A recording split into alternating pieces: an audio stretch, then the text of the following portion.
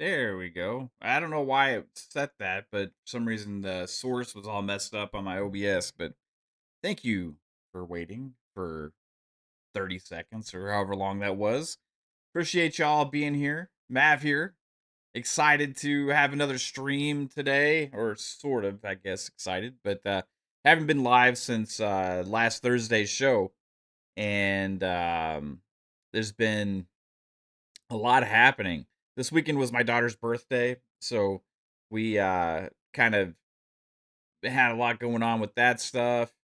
Been busy with work, just lots of different kind of things going on. But I'm glad to finally be able to do another Mavcast here, and got a lot of stuff to talk about, man, because it's been crazy. These rumors out there have been running fucking wild. I mean, it's just everything under the sun has been said, possibilities, considerations, and all that kind of stuff. So got a lot of stuff to talk about. I want to kind of get to the heart of what's actually happening here with Xbox and the whole big reset and rumors. Last time was live was actually right after the price increase. Um, that was on Thursday because I was on Boom Show Thursday. Talked about it there because it happened live while we were on his show. Then right after that, I ended up going live to just kind of give more of my thoughts and like the kind of disappointing news that was for the gaming industry and gamers in general and Xbox and stuff. And then we had the show that night, so I got Fuzzy's thoughts, Jasper's thoughts on that stuff, and we had a fun show on Thursday night despite the negative news on Thursday. So I've had a lot of time to kind of sit on that stuff, with the price increases with Xbox, but the doomsday scenario has not stopped ever since then, as all those rumors and stuff have kept happening. So it's definitely worth kind of going live and kind of talking about a lot of the stuff that's been said over the last couple days, including new stuff every day, new stuff every fucking day. It seems like, right? I actually wrote a little bit just to like. Sometimes when you're live, your brain gets scrambled because for me, like I talk faster than I can think sometimes, and so it's good to kind of like put a little thoughts together and kind of just have some notes to touch on about kind of the way I think maybe it'd be best course of action for everybody right now, right? But first, before we get into a lot of that stuff, I want to give a shout out to the chat. Thank you all for joining. Brett Bingham is here hanging out. Dusty is here hanging out. Shout out to you, man. C. Bastion is here hanging out. Lotus Esprit is here hanging out. I hope everyone is having a fantastic day. Um, it is Tuesday now, so I expect more stuff happening. 'Cause apparently, shit's gonna start hitting the fan here in the next few days. Maybe next week or so with actual information. Because a lot of these reports have been reported. Hours later they get debunked or uh, corrected and stuff. So it's just a total shit show right now. And it's kind of be expected, to be honest with you, because I mean, when they announce this reset and all these things start happening, all these rumors start swirling, then you have a lot of jumping to conclusions. You have a lot of questions being asked. You have a lot of people sending people information, and who knows what's right, who knows what's real, right? And I mean, there's some reality to this that we're all gonna have to face. There's going to be some fallout here, and I just don't know what it's going to be yet, and we don't really know everything. So Ace Out Gaming says, "What's the rumors?" Like a quick rundown as out of town. So, just to kind of give you a heads up on the rumors started, I think was early last week, a week before. Initially, it was studios like Compulsion, Double Fine, and stuff like that were kind of either on the chopping block or they were being considered to uh in negotiations to potentially become independent, and if they weren't able to make those deals then potentially they could be closed. There's been more rumors since then. Games like State of Decay 3 and Blade are the latest two that have started yesterday, where those studios are possibly being considered for either shuttering or selling off or becoming independent and all that kind of stuff. Remember, Jason Schreier had reported on the fact that they were in negotiations with several studios for that, um, and we just don't know exactly what studios they are. But it's safe to say Compulsion and Double Fine are probably two of them. With the newest reports about Undead Labs and Arcane Leon, we don't know the realities of that. There's also the rumors of mass layoffs. Some are calling it a bloodbath. I think George Broussard is one of the, um, I think, original founders of, I forget which studio, is either 3D Realms or id or something like that. Somebody in the industry who's well known had mentioned that he had heard from somebody that it's going to be like a meteor apocalyptic type situation with the amount of studio closures and layoffs and stuff. So we don't know, like, and even he put on there about that, So one other thing that was rumored was that Game Pass, they were stopping third party deals on Game Pass. Um, then that was later kind of put into perspective in a different way. The other rumor was that the layoffs had already started with Xbox's marketing as Assembly, who is their marketing arm that Xbox deals with Microsoft, had started layoffs. But then Jason Schreier ended up offering a correction on his report of that, saying that that actually had to do with just a restructure within themselves and had nothing to do with the Xbox layoffs. So we're looking at definitely massive stuff happening, but we don't really know what the realities are of the situation. So here's kind of some of my thoughts that I had wrote down before the stream. So I'm just gonna kind of read this, right? Um, Xbox is just starting this big reset, and things will get much worse than all the speculation. The reason I believe that is because when you actually have reality of the studios closing, the announcements, or you have the studios going independent, game cancellations, and all that, it's going to definitely hit harder than whatever the actual rumors and speculation that are swirling around the industry. And many of the media is using this obviously for algorithm. It's the hottest topics in gaming right now. Some are calling it the biggest potential layoff in the gaming industry. um, so we'll have to wait and see on that. And as I say, however, we still don't know the reality. A wait and see approach instead of falling for every rumor is probably the best course right now. As numerous reports about considerations and possibilities are spreading like wildfire, only to be debunked or corrected hours later. The truth is, we don't know what the future holds for many Xbox studios right now. But we can still hope for the best. We can't tell them how we would feel about certain games getting canceled or studios closed. One thing I know for sure is that Xbox fans want these games to live on. State of Decay 3 should not be canceled. Blade should not be canceled. They should not have canceled Project Blackbird or Perfect Dark. Remember, Xbox leadership said it themselves. Thinking long term over short term should be the answer. Amy Hood and Satya Nadella have all the power to allow Xbox to become the behemoth it should be. But don't cut yourself at the knees. That's how I feel right now. Like, Amy Hood is the money person. And as Jez, I think I saw on a tweet that he replied to, said Asha is not really behind a lot of these decisions and the kind of the forced thinking here. It's more so Amy Hood. And this kind of also leads to why a lot of things happened over the last couple years. So I want to just put out there, like, as Asha had the whole mentality of return to Xbox, right? It seems like this was laid before her. And okay, well, here's the reality of what you need to get down to. And we're just being adamant about this.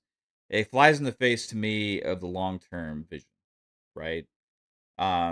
Because she had put out there numerous times in speaking that they want to have a long term approach, not for short. You don't want to think short term gains. You want to think long term, right? So that should be the investment mentality that they have with Xbox. They tried to clarify in a report today where they actually had spoke about some of this stuff is that um,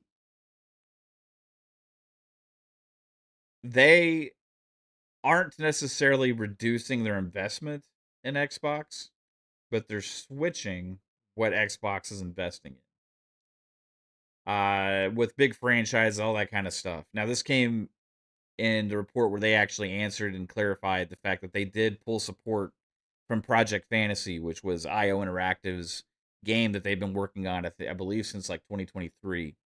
And this was one of the rumors. This was one of those projects originally. Jez Corden had put out a bunch of rumors and leaks about games being developed with different things over the last few years.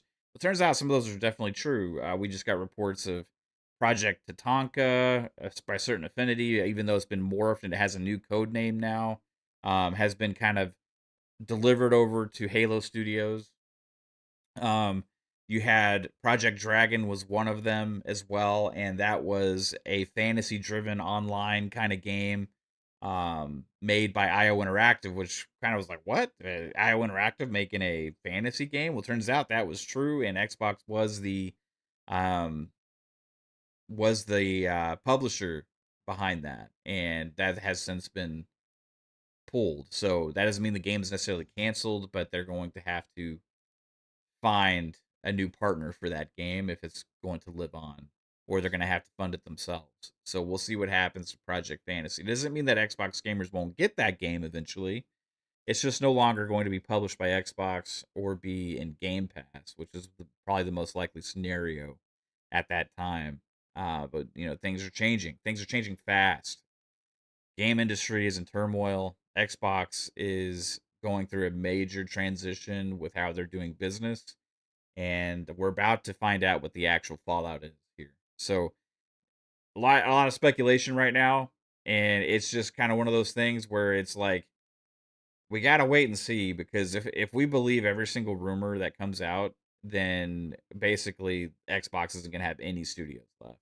So that's not gonna be the reality. The reality is they are changing, and a lot of the things we can also go back again and look at the Xbox Wire post that Asha had laid out there with the Xbox reset, and use that as clues as to why they're making some of the decisions and what they're driving for. But I think it's important for us as fans of Xbox and also of games in general to kind of voice out there how we would feel if certain things that we've been looking forward to are canceled. Because I think that even despite the realities of the situation, or despite what they're doing, and all of these things, we can look at certain scenarios and say that would be a mistake if you did that. Like, I think shutting down Perfect Dark after all those years of development was a mistake, because even though maybe it was far behind, it took them way too long, it's still an important franchise that I think had a lot of potential. Apparently, they were either close to or about to hit a major milestone on that. Project Blackbird. A shout out to you, Insane Cakes, in the chat. I see you. It says super scary, man. I appreciate you being here, dude. Was one that and a lot, the leak stuff's been out there. A lot of us have seen it. And that was a game that I think had the utmost potential. That was a game that I think could have been a smash hit, the next big thing, right? And when you give up on things that close to fruition, that close to actually seeing the potential that it could deliver, then it's all a big waste, right? It's all a big waste in funding. It's all a big waste in years. It's all a big waste in time. And this is something that's a big problem in the game industry in general. You have massive publishers canceling projects left and right after 3, 4, 5, 6 years of development. You have head ups at publishers deciding we're going all in on this. Now we're going all in on that. Now we're going to chase this trend. Now we're going to chase that trend. Oh no, this is now going to be too expensive, even though most of the cost has already been spent, but we don't want to market it actually. A lot of this makes no sense from running a business. And that's why a lot of these publishers in the West are in the position they're at today. If you're going to spend all this time developing these games and you don't actually let it have a chance to fly, clipping your own wings, man. Like you're dooming yourself. And there's no wonder that the numbers look bad when you actually just invest years of products that don't ever actually fucking release. Yeah, you actually have to release product to make money. And it's a shame that the developers that have been hired on during the big COVID boom, were excited about all investment into gaming and have been working on all these projects are in mass either being forced to look for something new, start their own new projects, or find different teams and be forced to work as a support member for some other thing that they won't ever have the chance to make what they could have otherwise. But that's the way of the world. That's the way it is in multiple industries. So I don't feel just specifically bad just for game developers.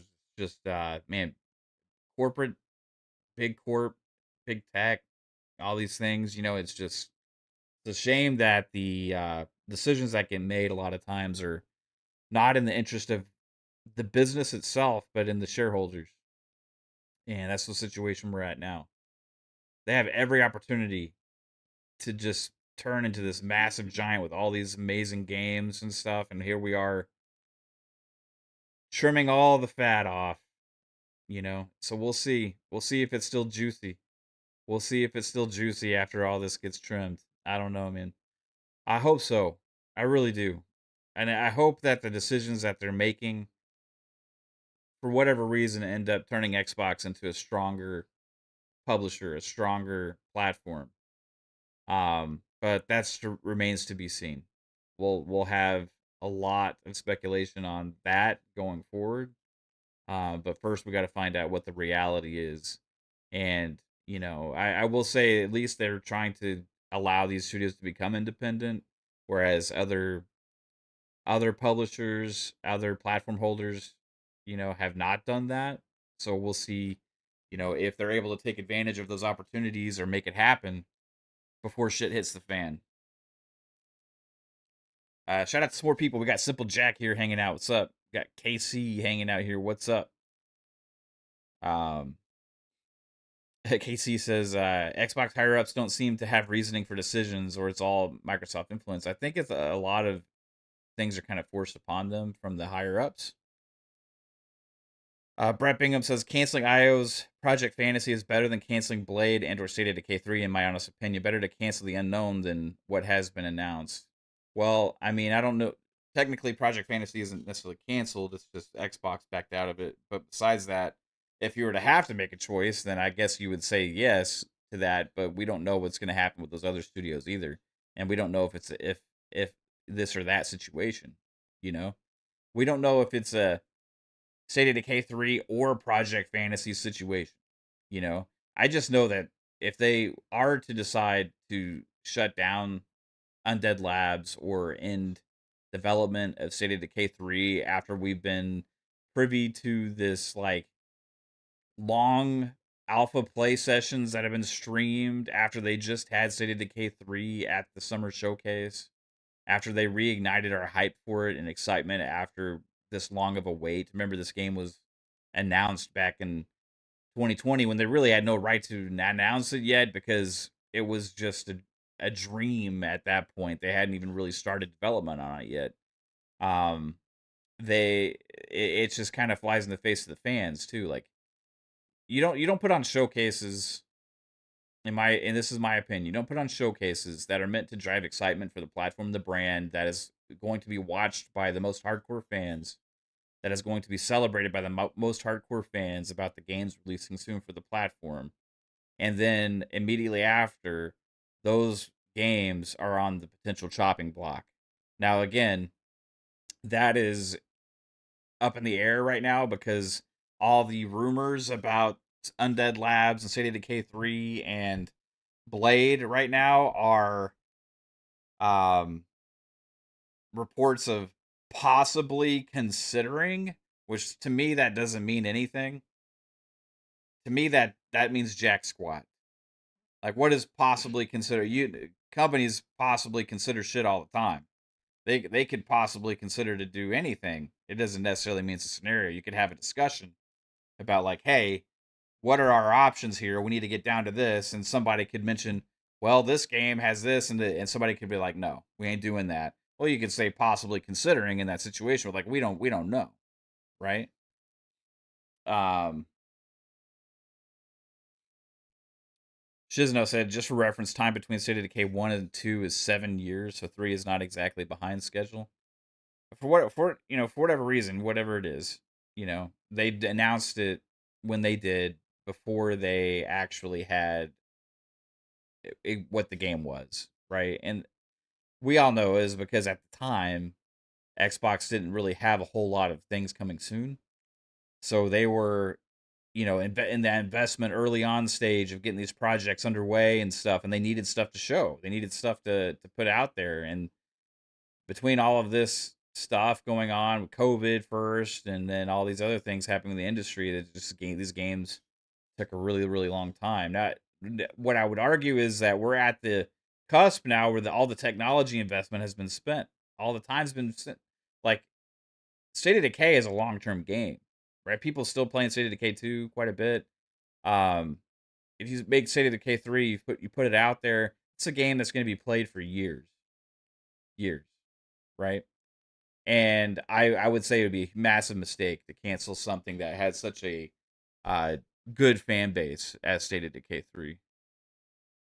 Donnie says, rumor Mav is considering shaving my beard. My wife would probably kill me because then she'd realize how many chins I actually have. Sneaky says, many publishers would pick up on Dead Labs and State of Decay 3, so it wouldn't be canceled for sure. It's a moneymaker. Yeah, I agree, man. It's a game that gets long term support. Um, it's like one of those games where the community keeps coming back to it, and I think State of Decay 3 has a chance to explode into something bigger than it's ever even been before. If you look at what happened, for example, with Forza Horizon, right? Forza Horizon had a consistent following and was growing each time, and then with 5, it exploded into another stratosphere. You know, I think State of Decay 3 has that potential again, like I said, to take what has been established, State of Decay 1 and State of Decay 2. It's got a really established name now. It has a lot of people that are just waiting for that next game, and when they release it, it has a chance to be bigger than State of Decay ever was. And with also their idea of transmedia and wanting to do things with TV shows and movies and all that stuff, it just seems like that game specifically is primed for that. It is primed for that. This is why I don't believe some of those rumors with that. I just think that would be a massive mistake from just a pure business decision on their end, to cut that. So I don't think that's going to happen. Blade is another interesting one that keeps spreading around, and we've heard reports that the game's in good shape. The game, the people they have a really good working game that plays really well. People are excited about it, and if they cancel that, I would think that's another big mistake because that's another draw. That's another draw, right? So I'm just putting it out there as a fan of Xbox. Like, hey, those ones to me, if you're making hard cuts and you're making hard decisions across the board, right? Those ones would be the two games that I would say, like, you just can't cut those guys. You gotta leave them, right? You gotta leave those and see what the potential is for those games, and um, hopefully they do. Hopefully they do, because those are just rumors right now, right? Those are rumors of and speculation of possibly considering that. Like I said, it doesn't mean much to me. Like, you'll have a lot of State of Decay 3 is a beloved Xbox franchise, so you'll have a lot of upset people over that one for sure. Blade will be interesting to see the reaction to that because this is a partnership kind of licensed game, and they haven't had too many of those. They had Indiana Jones.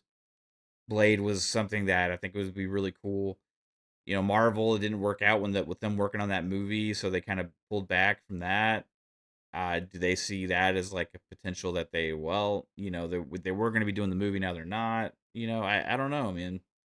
So I just want to see the the games that I think have the really big potential come out. Like come out, give them a chance to succeed, give them a chance to be those franchises that you're looking for. Brett says, "Can Xbox sell off Microsoft executives asking for a friend?" Shout out to Nate Dogg. Appreciate you, bro. Says, Matt, you've been putting in work. See you live streaming damn near every day. Yeah, it's been about 4 days though, man. It's been 4 days. We had my daughter's birthday this weekend and stuff. I got busy with work. Also had like these monster headaches the last few days that had to like wish away by mid afternoon. Mine went away today by about like an hour ago, and I was like, is it gonna be gone enough to where I can actually sit there and stare at a screen? But yes, it has gone, so I'm feeling much better right now. Donnie B says, "I'll sacrifice Blade for Killer Instinct 4." Yeah, are we like? Is this the game? Is this the way that they're thinking though? Like, you know what I mean? Um, uh, Dragonfly asked, "Blade, is that the new Marvel fighting game?" No, Blade is a Blade is Marvel character. You know, um, he's a day walker vampire. You know, Um, and I mean, you probably know who Blade is, so but anyway, besides that, it was going to be made by Arcane, and it was going to be like a story based action game. So, and we haven't seen the gameplay of it yet. I was speculating it would probably show up at the Game Awards because that was originally where it was revealed, and that's still a possibility right now. So we don't know, right? But like, would they back out of that deal they have with Marvel? You know, it's a possibility. It's a possibility. I mean, when you have Sony doing Spider-Man games and all this stuff, like I thought it was cool that Xbox was doing Blade because it's different, man. You don't get games like Blade. You get Batman games, you get Spider-Man games, but like Blade is going to be this chance to have like this is different. It's a superhero game. It's gonna have a different vibe than anything else out there with that superhero genre. So I thought Blade would had a chance to be something special, especially when you look at who was making it and the kind of games that they made before with Dishonored, um, all of that stuff. So I think it had potential, but we'll see, man. Nate Dogg said Blade exclusive will help grow your brand. Guess she's cutting everything, not Halo, Elder Scrolls, or Fallout. Kojima's the exception because he's the GOAT. Yeah, they did come out and also say that Overdose or OD is safe um, from this whole reset thing. I don't know what else. I mean, there hasn't been clarification about anything. And part of the reason a lot of the speculation is going crazy right now with all these rumors and stuff is because they haven't said much about any of these rumors, and they've been debunking a lot of things lately when it comes to Xbox, like on social media. But a lot of these studio closures, independent negotiations, all that stuff, they've stayed quiet on. And I think people are like, well, if you're staying quiet on it, it means it's happening. Well, I think they're not going to necessarily address a lot of that until they've come to the final decisions or negotiations or whatever's going on with a lot of these studios because they don't want to put out there things that they don't know 100% on, and I think that's just they've been going through the process right now, and supposedly over the next couple weeks is when this shit's really going to hit the fan here. It's when it's really going to start, and we're going to see the actual fallout here. Also maybe they could look at it as like well, if all these things are being speculated on, maybe people will not be as like blindsided when we actually make some of those moves. So it won't necessarily hit as hard as it would have otherwise. Maybe that's another reason they're letting some of the stuff go wild. I don't know, man. Or it could be like some have said, this could be one big massive heavy ass thing where it's like, whoa, what the fuck? You know, they could Thanos snap like 6 or 7 studios from existence, and that will be the new face of Xbox, and they'll come out and say, like, hey, you know, this sucks that we had to make these decisions, but we're putting the resources we're putting towards those studios and games into our bigger IPs and other projects that we think have more potential. And that's why we're talking about this now, is we got to let them know, like, hey, State of Decay 3 has potential. You know, State of Decay 3 has potential. Blade has potential. Don't take those away, man. Like, we're all been hyped for this shit. We want to see these games come out. We want to see them come to fruition. I mean, they've been worked on for years. We want to see these things. We want to play them. The other thing that had come out was like they are suspending Game Pass deals, and people were already signaling this is the end of Game Pass. Um, Game Pass is very important to them. I don't see that like I see that the potential of right now there being kind of like, hey, certain projects they may have pulled funding from, or like we're kind of in this restructure phase, so we are kind of in a holding pattern right now, so we're going to cut off some of these deals that were in progress, and after we get to our new situation, we're going to weigh and see how much investment we do with certain studios or what kind of games we invest in. I do think also some of the smaller games they may be pulling away from as well. I think that their vision is to focus more on the IPs and franchises that they think are going to sell the platform, and Xbox and Game Pass, um, to help grow in that sense, as opposed to just casting as much of a wide net that was Phil Spencer's ideas. And it's a refocusing kind of in a way. So, and who knows to say business wise what's right or wrong at the end of the day, but my opinion is certain games you should not mess with. Like you don't want to mess with the State of Decay. There's also, you have to think about the damage certain game cancellations and studio closures would do actually towards the fan base. In that sense, eventually everybody will move on because time is time, and that's what happens, right? You know, you're gonna have a year pass by, 2 years pass by. The new Xbox will exist, and we will have games announced. We will have games that have come out, and we'll all be living in that world. And this will be a moment in time in the past, right? Um, but how much negativity will that bring that will last? And that's going to be something that I think they have to think about and consider.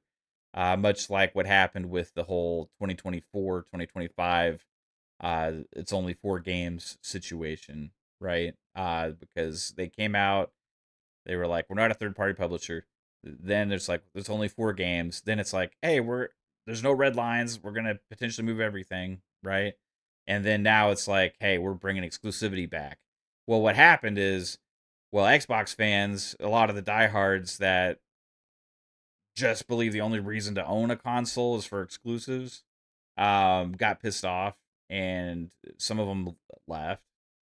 Now you bring the excitement back to that fan base with exclusivity, but then on the flip side, you have misled the Greg Millers of the world and people that wanted to see Xbox die and become a only multi-platform publisher and get out of hardware into thinking that's what you were eventually going to do, and they were getting all excited and like, hey, this is the future, just every game on PlayStation, right? And then they got pissed off that that's not the reality either, and they're like, oh, and we're losing studios too on top of me not getting those games on PlayStation. Oh, that fucking sucks. Now I hate Xbox even more. So you have kind of all sides in different ways upset for different reasons right now. And the reality of the situation is they're trying to fix their business. I just hope they make the right decisions in doing so. Right? I just hope they make the right decisions in doing so. And that's where I'm coming from here. That's where I'm coming from. State of Decay 3, canceling that, moving on from Undead Labs when this game clearly is in a great playable state. It looks like it was going to be one of your big games for 2027. Canceling that now would be a dumbass move, right? Um, Blade, I could look at similar situation. You have a massive potential to draw people to your platform and your ecosystem with that game. Canceling that would be a massive uh, mistake. So don't want to see those things happen. Are they happening? I don't know. Right? Uh, Considering possibly doing so, as the speculation, the reports out there, I'll take that for what it is. Rumors, and we. That's why I said earlier, it's best not to like believe every single one of these things that's coming out right now. It's best for us to kind of just see what actually fucking happens. In a weird way. Also, like I'm not a Schreier fan. You guys have known this. I've talked a lot of shit about Jason Schreier because he's had a very much anti-Microsoft and Xbox agenda at times in the past. Is as it seemed, and he only kind of pops his weasel ass head out of the sand every once in a while when there's negative stuff to report on Xbox. However, in a weird twist, he has been the one debunking and being more of a neutral approach in this whole scenario and just reporting on facts, at offering corrections and clarifications, debunking things as well that have been more negative than what he's been reporting as well. So it's kind of weird seeing him. He's playing down the middle, really, which is kind of what media should do. But yeah, it's strange looking at Schreier and be like, oh, he's doing it right now, as opposed to people like Paul Tassi and Insider Gaming right now that are just like running with everything and like, hey, this is happening, or look at this is probably happening, and then it's like, oh, here we go. 3 hours later, after the damage has been done, let me update my article and offer this correction. Oh, this was not that actually. Sorry about that, everybody. That the whole internet was saying this happened. Yes, Nate Dogg.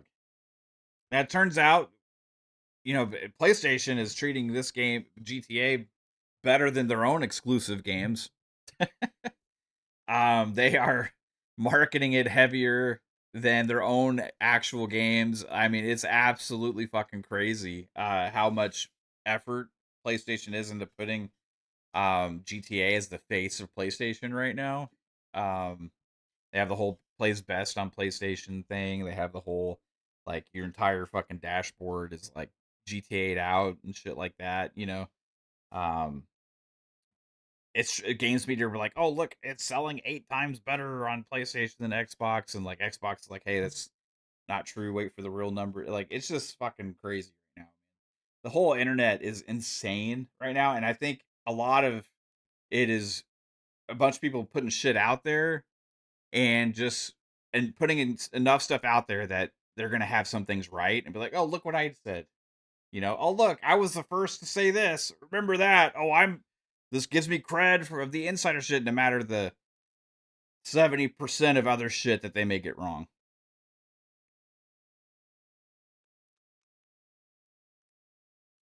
Yeah, and yeah, like PlayStation is very focused on third party.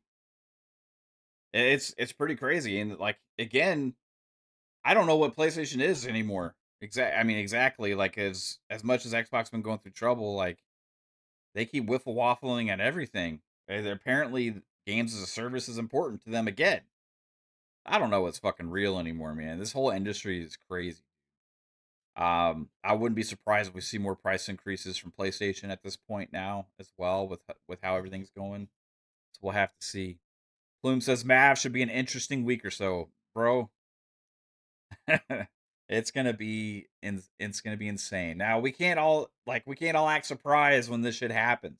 You know, I mean, this has been led up to since the day after fucking showcase.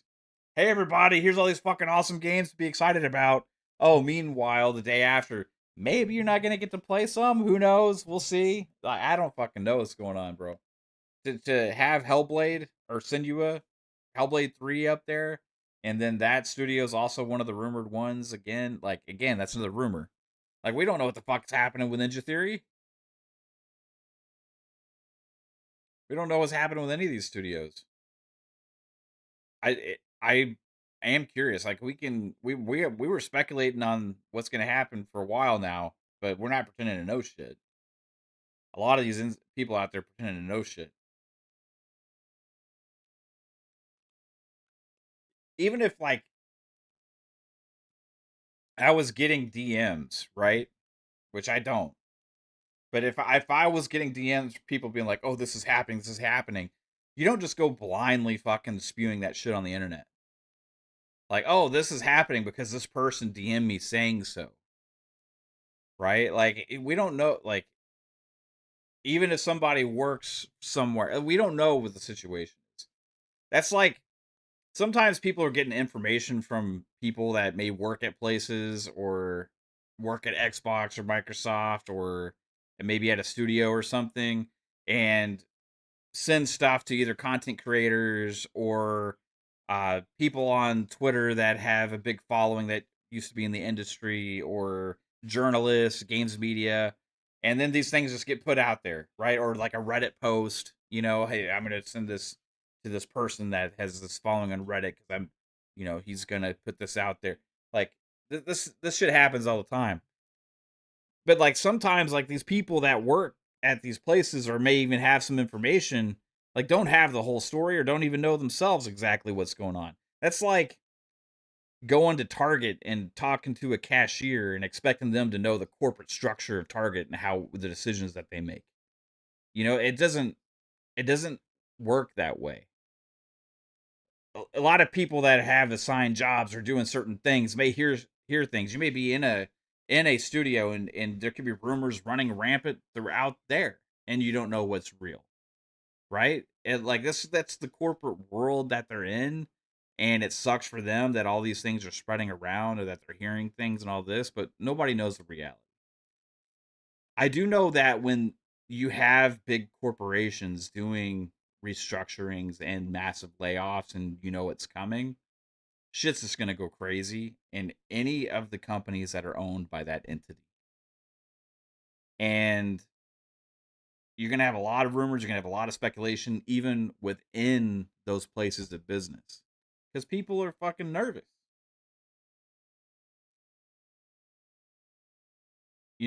Like if people are nervous and they're going to be asking questions, they're going to be looking for answers, and sometimes they don't get the right ones. So we don't know who to believe or what's real right now. I just know at this point we just need to wait for the answers. I know that becoming independent is better than a closure. I know that getting sold to a different entity is better than a closure. I know that a game being funded by somebody else is better than a game getting canceled, right? Those are the outcomes I hope for, right? For any studio that is closed, any studio that's on the chopping block, I should say. I know that getting transferred to a different department or team is better than getting laid off. Like I have these hopes for everybody within this whole thing. All the people at Bungie that just got laid off, all 300 people nearly that just got laid off at Bungie. Remember Bungie when they got acquired was like 1200 to 1400 people. Since they've been acquired by Sony, they're down to about 500 now. They're a roughly 40% of the size they were before they were acquired by Sony. I hope for the best for all those people too. It is a shame what's happening right now in the industry. Now we could call it a reset, call it uh, a new reality. We could call it whatever, but I knew one thing is it's gonna be a crazy fucking couple weeks ahead. It will be in Xbox land because with Microsoft they tend to do things in big chunks, right?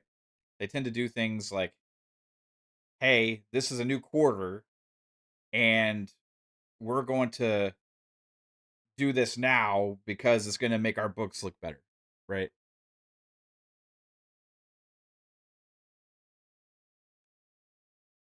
So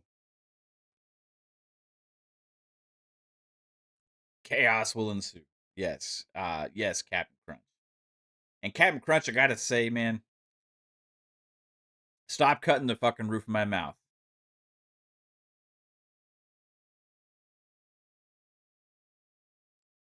But shout out to you, you're delicious.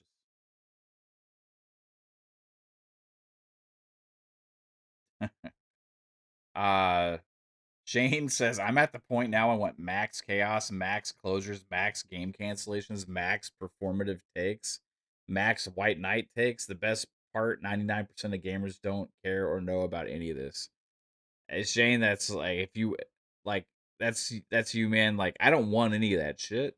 Now I think there is a reality that some need to face as well, that shit's gonna happen and we are gonna be in that world, and we can't save everything by yelling into the fucking abyss. But I think a lot of people also are just making their voice heard about how they feel about it, and because they have platforms to do so. I mean, that's the point of this stream, right? Like, I don't want. I'm specifically calling out those two games, Blade and State of Decay 3. I think would be a mistake, you know. But just because people don't like the way people are talking on the internet doesn't necessarily mean that we should root for those things to fail just to piss those people, just to like piss people off.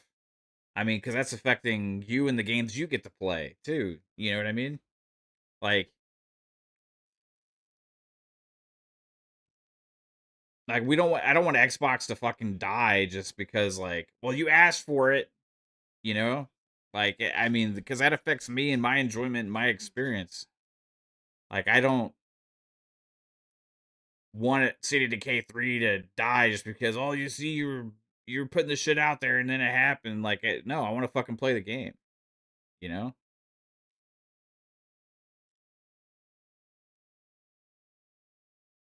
Yeah, there's reality through all this that people need to kind of, I guess, come to grips with and accept. You know, but like, at the same time, we don't have to be hoping it happens, just in spite of all the drama. You know? Yeah, De Niro Primero, appreciate you, bro. It's like, in a perfect world, none of this would be happening. Unfortunately, this world ain't perfect. 100%, man. 100 fucking percent, man. Like, yeah, I'm gonna champion for the games I want to see come to fruition. You know, like, and I'm gonna tell Xbox when I think they make certain mistakes or put out there that I think it would be a mistake. You know, they ain't gonna listen to me. They ain't gonna listen to any of us. They ain't gonna listen to the noise on Twitter. They ain't gonna look at the polls on Twitter or anything like that, or any fucking content creators and say like, oh, these people actually seem to be really big fans of this, so I don't think we're actually gonna do that. No, but it's like, if you don't speak how you feel, and it's just you just hey, it's just here happening, and so it is what it is. Nothing matters. Nothing matters in this world. You can pretend that nothing fucking matters, but this shit matters to a lot of people. This shit matters to me. This shit matters to a lot of us in the chat. This shit matters to the people that work at the studios. This shit matters to gamers everywhere, because it's all the same game industry. So it fucking matters. And if we act like it doesn't matter and just it is what it is, hey, there's nothing to be said. So nobody should speak on anything because it doesn't fucking matter. Then that sucks. You know.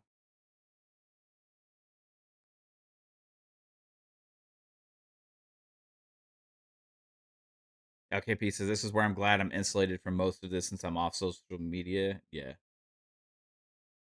Big Mad Mo says, sucks. And if they weren't going to let the games come out, they should have never shown them at the damn showcase to get people's hopes up for the games. In that sense, they need to get their shit together. Yeah, that's what I was saying. Like, you don't. The showcase is for the fans and for people to be excited about the games coming to the platform. And if their motivation was, hey, we're going to show these games to try and get people to invest in them so we can save the studios, I get the merit and the motives there, but you're losing the fact of who that showcase is for. It's for people to have a reality and a vision for what we get excited to play on your platform. Again, but we don't know what's real. So maybe every game at that showcase comes out. I hope so. But it would be really weird to have that showcase and then have a couple games from that get canceled just like a month later, right? A Dragonfly says this shit means something to me. Yeah, this shit means something to me too, man.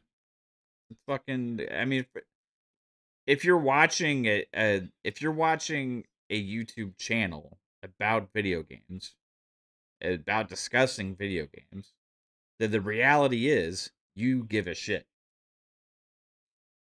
Unless I'd be flattered enough that you're just here because you love me so much. Hey, despite what I'm talking about. But I have a hunch that that's not the case, and you like hearing discussion, whether you agree with it or not, about video games because you give a shit. Jack82, appreciate the $2 super chat. Says, I'm hoping for the best. Things need to change. Yeah, I am hoping for one thing, too, that comes from all of this after it's all settled. Kate says, that's why I'm here. um, love you, babe. I'm hoping for a more stable Xbox and a more stable industry, you know? Overall, I'm hoping for a more stable platform and like a more clear vision and direction. You know what I mean? Like if anything positive can come out of what is happening here, at the end of it, what do we, like I said this a few times, what does it look like on the other side? Right? What does it look like on the other side and what are we going to arrive at? Because we're going to be wading through the shit to get there, right? This we've talked about it on the shows with when the whole Xbox reset is beginning and all that kind of stuff. This is going to be a rough couple of months, probably couple at least couple weeks here coming forward. But after we dig through this tunnel of shit, what is the reality on the other side? And is it better going forward? Is it stronger going forward? Are they able to deliver better for us as Xbox fans, more for us? What does Game Pass look like on the other side of this? What is it? What does the hardware ecosystem look like after all of this? And the reality is nobody knows except for the people that are making these decisions on what they're hoping for. And even maybe not everything is going to be how they hoping for, but we can hope along with them at least. You know, I forget who it was in the chat a couple weeks ago was like, we'll be like Andy Dufresne on the other side from Shawshank. You know, after digging through a tunnel of shit, like holding our arms up and fucking triumph. Like I don't know, man.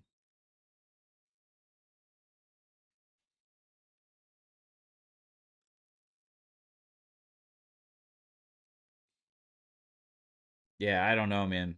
Like we all remember at Xbox when they had 5 studios.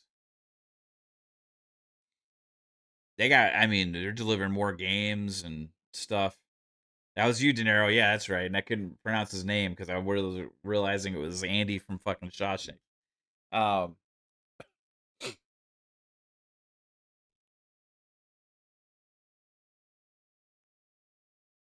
like I don't want Xbox to be in that situation, especially with hardware that expensive. I mean, that makes it even worse.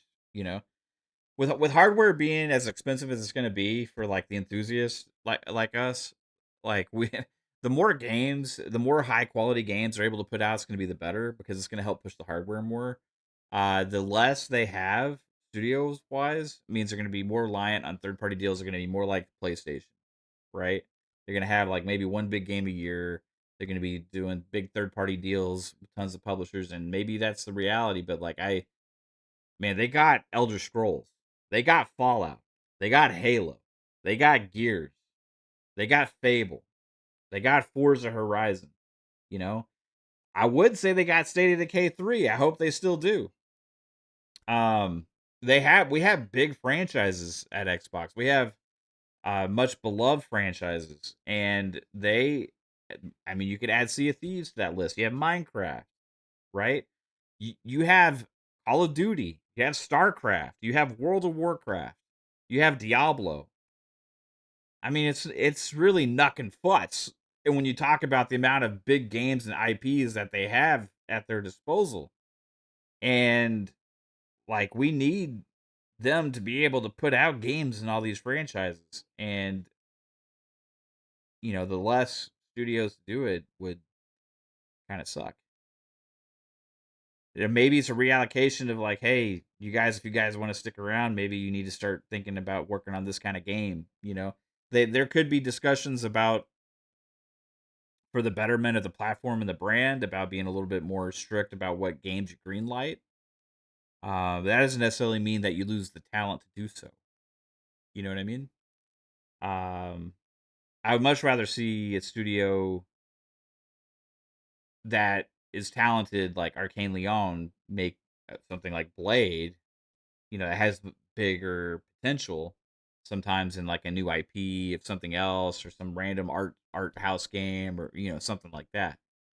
Like I'd rather see as opposed to them getting shuttered, you know, or I'd rather see Double Fine make a new Brutal Legend game or the next Psychonauts as opposed to being shuttered, you or maybe like, hey, these studios that are on the chopping block can make other cool shit and some of these other big franchises as well as their own projects to help, do both. Like I don't know.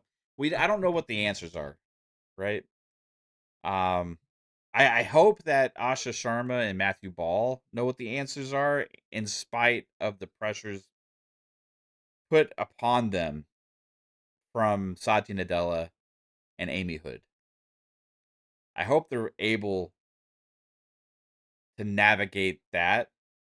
Phil did it for a long time. Without Phil Spencer, Xbox wouldn't be here.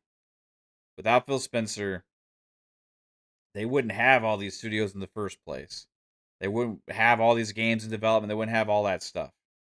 He was able to convince Microsoft in the belief of the Xbox as a platform and an ecosystem and as a development powerhouse.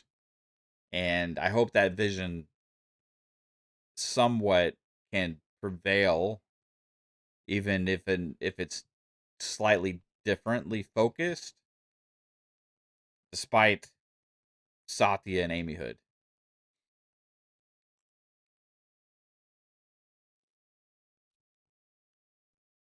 Um, Jeremy Lazon says, I work in a corporation, and to be honest, cold blood. They don't care about us. Sony, same thing.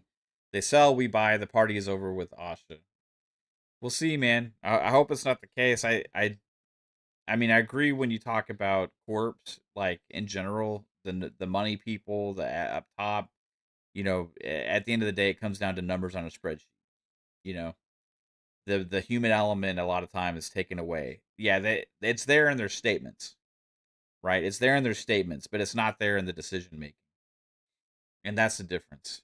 You can make decisions based on numbers, right? And then they make statements and feel bad for the people affected. But do they really care, or do they care about what the next quarter looks like? You know, I think that's just the reality of the situation. You and that's the same for any of these publicly traded companies. But you look at it on the flip side. Sometimes you have more privately owned companies that also go crazy astray too. Because the direction that they have at the top is also greedy and just making decision based on chasing trends and stuff like that too. So it's there's a little bit of both. In one sense, the big publicly traded companies do at least have their shareholders to answer to. So they have kind of a need to deliver upon promises, whereas private companies, even though they have more freedom, sometimes that freedom can um come at the expense. You know, there's pluses and minuses to everything. You know, so crazy world we live in. Like if you have some billion, like crazy, uh, multi billionaire, be like, hey, I'm gonna acquire this publisher for myself, and it goes independent, and that then every decision is at their whim. You know, um, sometimes that can't be fun either. It's interesting. Certain companies do it better than others. You know, let's see. Matt McDonald Media says, I think if Undead Labs gets shut down, that will be Xbox's biggest mistake. I think State of Decay 3 has the most potential for their less huge games coming. I think it can do well, especially with microtransactions. You know, we can't ever say that Undead Labs doesn't support their games well, you know? Like Undead Labs supports their games well. They end up actually acquiring more players over time. The games have legs. Um, I think State of Decay 3 has the utmost potential to become a massive brand for them. It's already kind of on the cusp of that.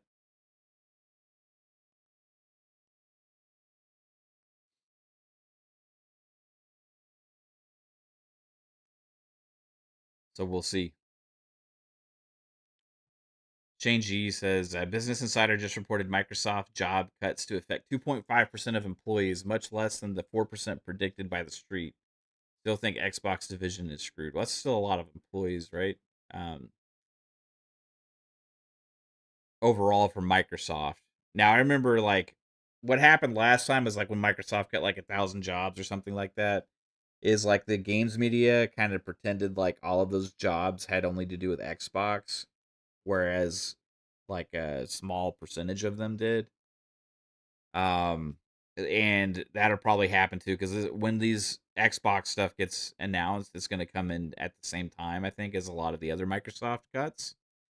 And it's going to be lumped all in kind of together with one big move. And the Xbox is going to have their blog post that they're going to make about the decisions and where they're going and the future of Xbox and try and inspire hope to everybody while they are making those decisions. And you know the games media is going to be like Xbox cuts massive blah blah blah among Microsoft's 1,000 layoffs or 2,000 layoffs or whatever it is, right? And then they're gonna push it like it's gonna come across like the whole thing is Xbox, you know. So we'll see. Yeah, LK Piece is like 9K employees, but I think 1K was Xbox. Yeah, I remember people were like they gutted the whole Xbox division last time, and meanwhile they were like still insanely bigger than they ever were previous to COVID, like times like 5 or some shit like that. And that's where the whole this whole thing of like just waiting and seeing, you know, like it's hard to say what's gonna happen. When I heard Asha say on that stage and mention the next 100 days is about resetting the business, it was like shit's about to hit the fan, right? Like they are reallocating resources is the best way to put it. And within that, it's going to be a lot of fallout. There's going to be streamlining, all of that kind of stuff. So we'll have to see where it lands, man. Like I said, we got to wait and see what's on the other fucking side.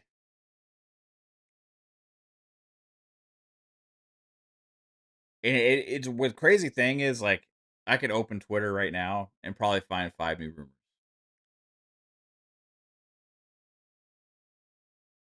mixed with all the NBA free agency going on right now.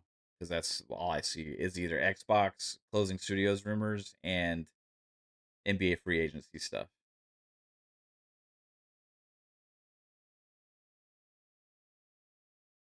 Um, here's one from Nate the Hate.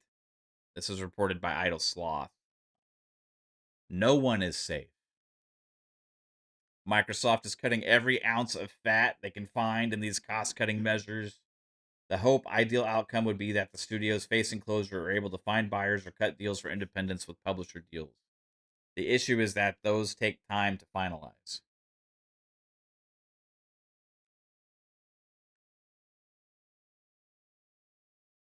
Um, Ida Sloth offered an update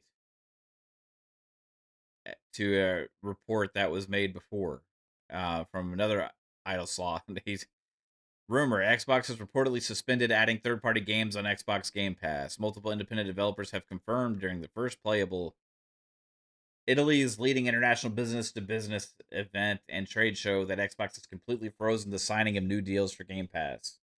Xbox has abruptly withdrawn offers that were already in the early stages of negotiations to include specific games of Game Pass. Third party contracts are completely suspended. Developers point to the new leadership having ordered this blockade while it reorganizes its entire business strategy. The Game Pass model, which relies on investing millions of dollars to obtain day one launches from outside Xbox studios, is currently being thoroughly examined. Independent studios lose their largest financial safety net as a result of the new leadership cutting back on spending, and Xbox confirms that the era of unchecked expansion is over. Then 7 hours ago, Idle Sloth update: Xbox Game Pass third-party deals may not be frozen and more tied to the fiscal year end. This is the kind of shit that's out there, guys. This is the kind of stuff I'm talking about. Like the reports from different articles and stuff.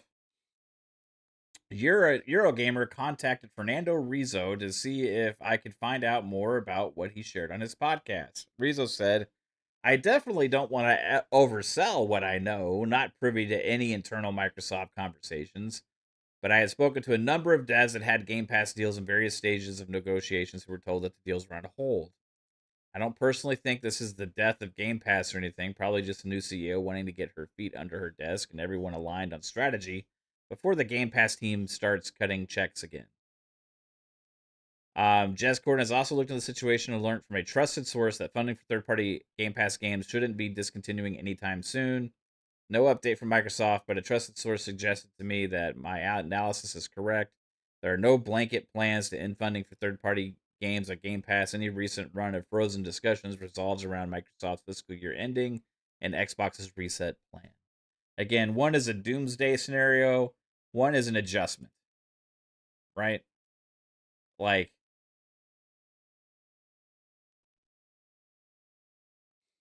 it's, I mean, this is the kind of shit that I'm saying we got to wait to the reality. Like, I remember when Paul Tassi a few years ago, or a couple years ago, was like, I was at this gaming event, or I think it was Gamescom, and I was talking to developers, and they said Xbox is stopping support of third party games, right? And then we have some of the biggest third party Game Pass deals being made left and right. This was at the same time, or that was, sorry, it's Christopher Dring, not Paul Tassi, Christopher Dring. And this was like at the same time that like he had also said like I talked to a developer and said I don't even know why we release games on Xbox. And this was around the same time that okay, all of a sudden Square Enix starts putting all their fucking games on Xbox and announcing all of that. Then also then since then we've had multiple massive third party games be announced for Game Pass, and we even at the showcase had Persona fucking 6 announced for Game Pass. Yeah, you're right, Panther. I had to clarify it again. That was Christopher Dring, not Tassie. I get them mixed up sometimes for obvious reasons. Um, but yeah, that was total bullshit, right? Yes, he may have talked to somebody, but obviously that person he talked to didn't know fucking shit, because the amount of investment to third party Game Pass deals was insane the last couple of years with Xbox. You know, um, And right now, are they in a holding pattern with potentially certain games? Did they pull funding from certain games? Well, we know that it's true, at least Project Fantasy, right? But yeah, there could be truth to that, but it doesn't mean like they're stopping fucking Game Pass. You know, like this is the kind of stuff that's spreading. This is what I was talking about at the beginning of the stream. Like this stuff's spreading like wildfire, and we gotta like wait and see on some of this shit. You know, like it's just happening left and right, and a lot of people are just quick to believe everything that they see and say that this is gonna be what happens. You know, you gotta stop and think, take a step back, and realize the restructuring state that they're in right now. Like, imagine if it was you and you're in the midst of this and this restructuring thing. You would be there would be a lot of decisions being made, right? All at once. You're in this massive planning stage. You're going around, you're considering, you're discussing all of these different things, right? You're negotiating with different teams after certain decisions are made. You're trying to decide which games you have been funding, which games you want to start fund, like your reallocation, your restructure, your reset, whatever it is. A lot of stuff is changing. It doesn't necessarily mean everything's going away, right? And that's what we have to be careful of, not to just like jump to crazy conclusions.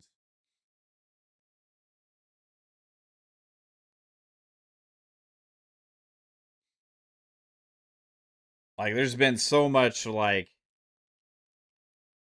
misreporting so far, a lot of and when there's so much actual things happening and reports and rumors and leaks, it's easy for misinformation to like spread like wildfire amongst it. I could put on Twitter right now. I heard that this is happening with an Xbox.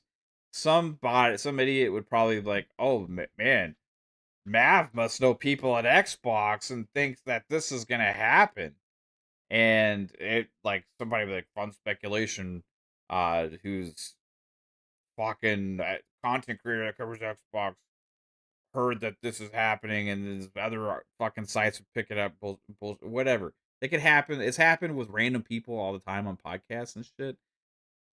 I'm just saying, it could happen with anybody. It could be a fucking Reddit user right now and make some fucking shit up and post it out there, and somebody's gonna latch onto it. Right now, people are just fucking leeching on to anything, right? One of the reasons I named this channel Fun Speculation because I want to be clear about that's what we fucking do here. Everything we talk, we don't know shit. I don't know shit. I'm just a fucking idiot guy that likes fucking video games, right? Like I have my own thoughts on stuff, you know. And part of my biggest pet peeve is people like act like they know fucking everything. I'm telling you right now, guys, I don't know fucking shit about anything.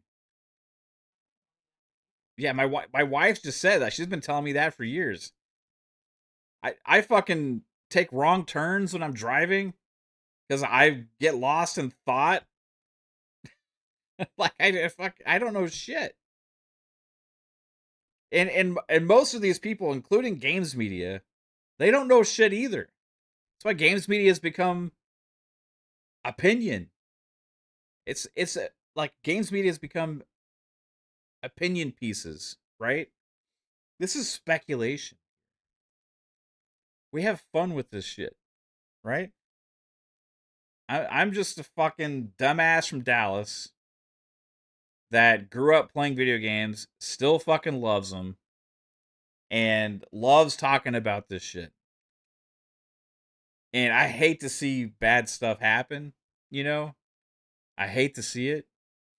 I have my passions that I get amped up about, you know? I have my passions that I get like really like I can give energy to, you know?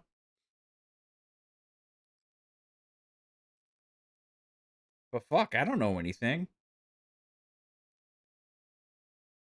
I ain't pretending to be some fucking insider unless I'm obviously joking with like my fucking fake list for E3 or summer showcases and stupid shit like that. Sometimes it's easy to speculate or make easy guesses on things that are happening because I like to think about the future of gaming and what's happening in the industry. And sometimes we can be spot on with that shit. A lot of times we're wrong. But one of the most annoying things right now is seeing so many people act like they know exactly what is going to happen.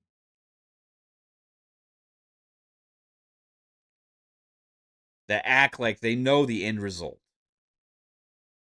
Like they know exactly which studios are going, what studios are are going to close, what games are getting canceled, what Microsoft and what Xbox's intentions are.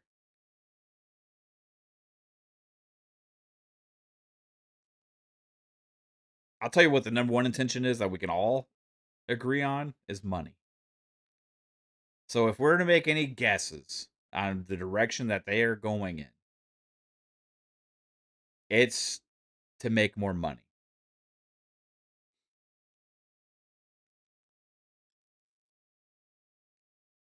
And we can talk about possible mistakes along the way that they should avoid.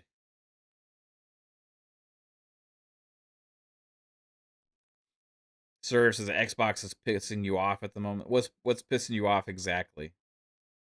Is it the rumors? I mean, the price increase sucked. That's for damn sure. Just follow the money trail, LKP says. Yeah. I mean, they made it, like Asha said, they made a lot of mistakes in the past, you know? And she's going to make mistakes as well. Don't cancel State of Decay 3. Don't cancel Blade. Those will be mistakes. Those will be ones you look back on and be like, we should have found a way to save those. You have an Xbox to play games. You don't listen to the rumors, Def Leppard says. Some rumors can be fun, man. I like showcase season. I like guessing what's going to be at the shows. I like the possibilities of new game announcements. I like speculating on when games could come out, like what's possible with different scenarios and all that kind of shit.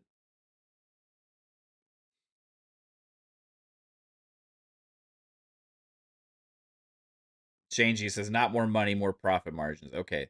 So let me clarify more money in your pocket because that's the same thing. Yeah, revenue, I know, doesn't equal profit, bro. But making more money means making more profit, right? 3% ain't cutting it for them. Like you could make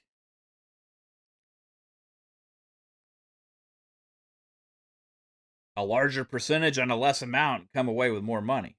You know, that's for damn sure. But that still equates to more money. That still equates to more money for them in green, in Xbox green.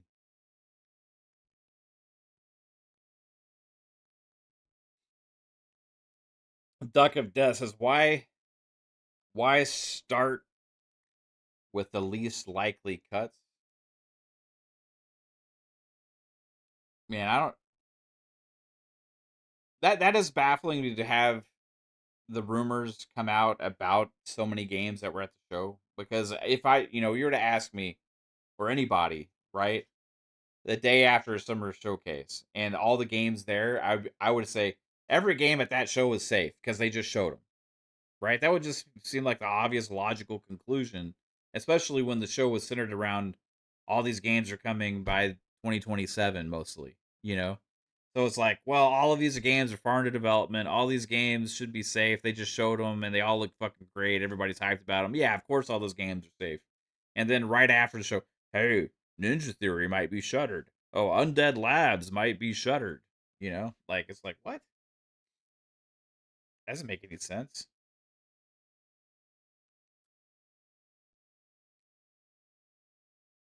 Sir says no more kumbayaing Asha until she shows us what she's gonna do to save Xbox. There's a lot of that going around too. Like who's the face of the cuts, right?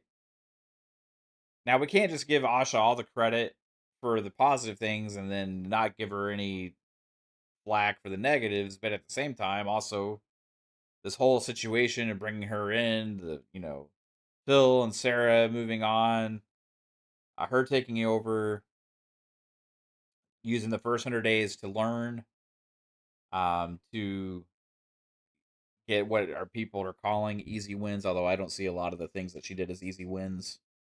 Um, and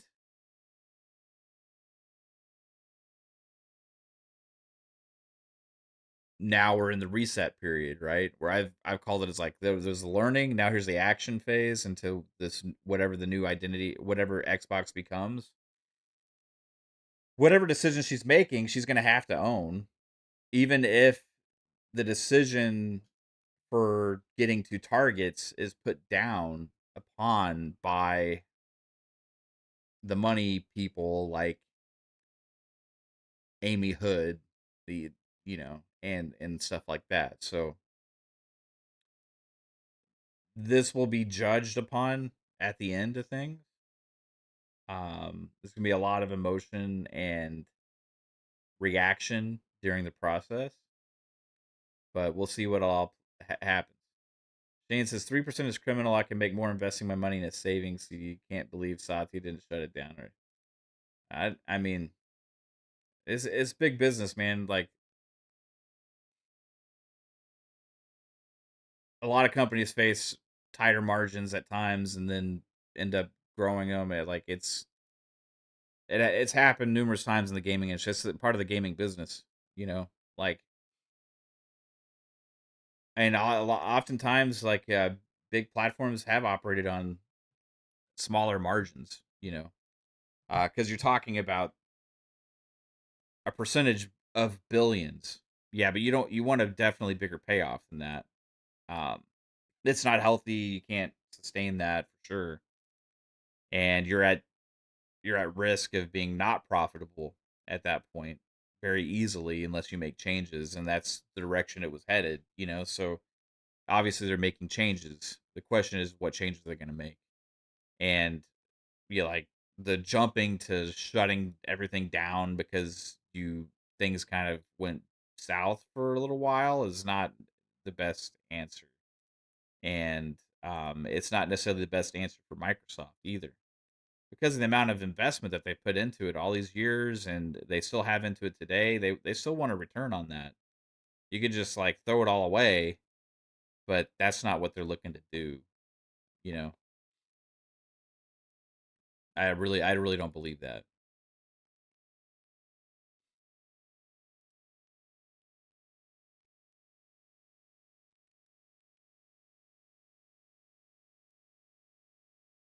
Um, a lot of shit's happening, guys,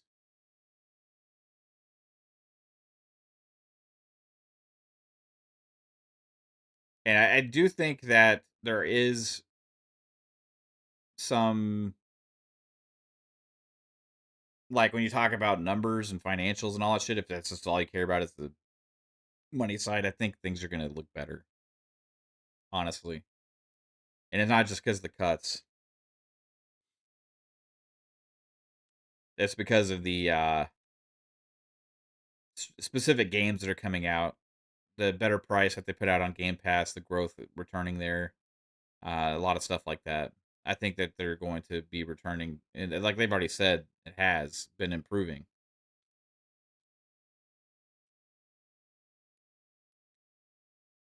I talked about it a little bit, Shine. I didn't put a whole lot into it. Like I, I would have loved to see what that game eventually turned out to be. And you're talking about Project Fantasy, the IO Interactive game, right? I think it could have been awesome to eventually see what that game was and could become. There is a chance though that we still get to see that game because they could either find another partner for it or they could end up funding it independently. Now, who knows exactly what the end result will be for Project Fantasy. Um, that one doesn't hit as hard with Microsoft not funding it just because there is still a chance for that game to continue, and also we haven't seen it yet, really, and we know that IO Interactive has two things going for it. They have Hitman, they have 007 First Light that just came out, that was a hit, and within that, like they already have a potential to make more 007 games with Amazon as well, because they haven't ruled out that as well. So ultimately, at the end of the day, like that's one that kind of like, yeah, that sucks. There might be some restructuring going on at IO Interactive with the development of that game. Yeah, they could end up having to let some people go or stuff like that. I don't know, but it's not the same thing as like if they end up deciding to shut down like State of Decay 3 or in development of Blade, things like that, that they were more like directly responsible for. Um, so, and that also is like for especially for State of Decay, like that has a history with Xbox now, for quite a while.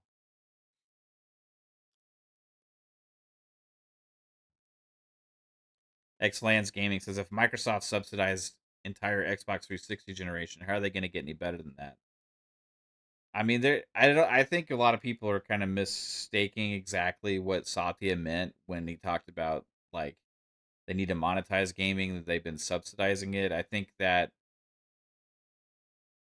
that doesn't mean they're not going to be doing subsidies on hardware.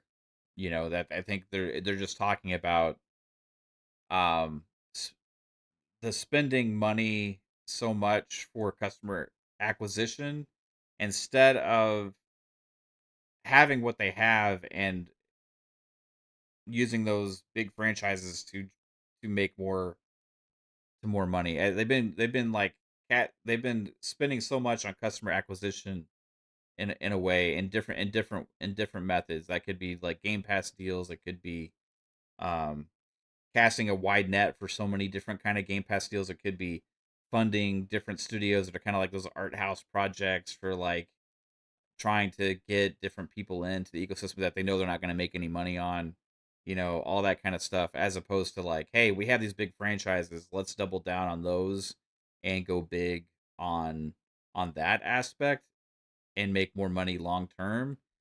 I think games of service is part of where he's coming from on it, um, as well, taking advantage of the big franchises with that. But people see the names, see the term subsidize, and they immediately jump to hardware, right? And I don't think he's not discussing really hardware there. I think it's more about. I mean, I hate to say this, it's more about monetizing us, the customer base, than it is than than that. They've been spending so much money to acquire the customers, like it's a customer acquisition cost, right?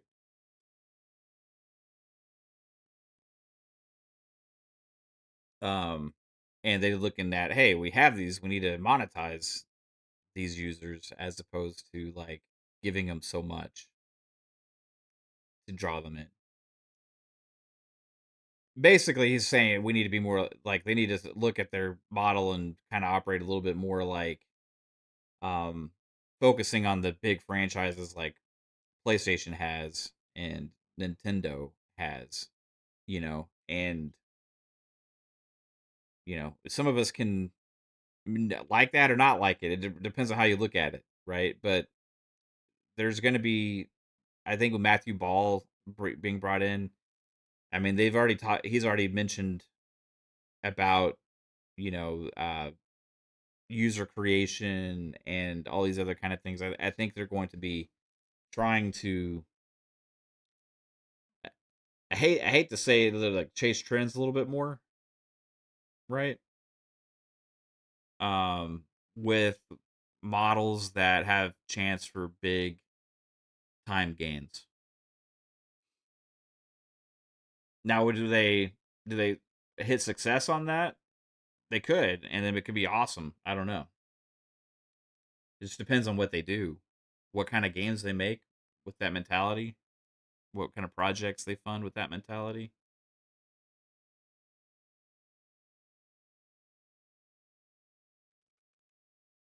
So, and I think part of it is him. I think he's kind of when I've noticed this about Satya when he talks about the gaming side and the gaming business when he's on interviews.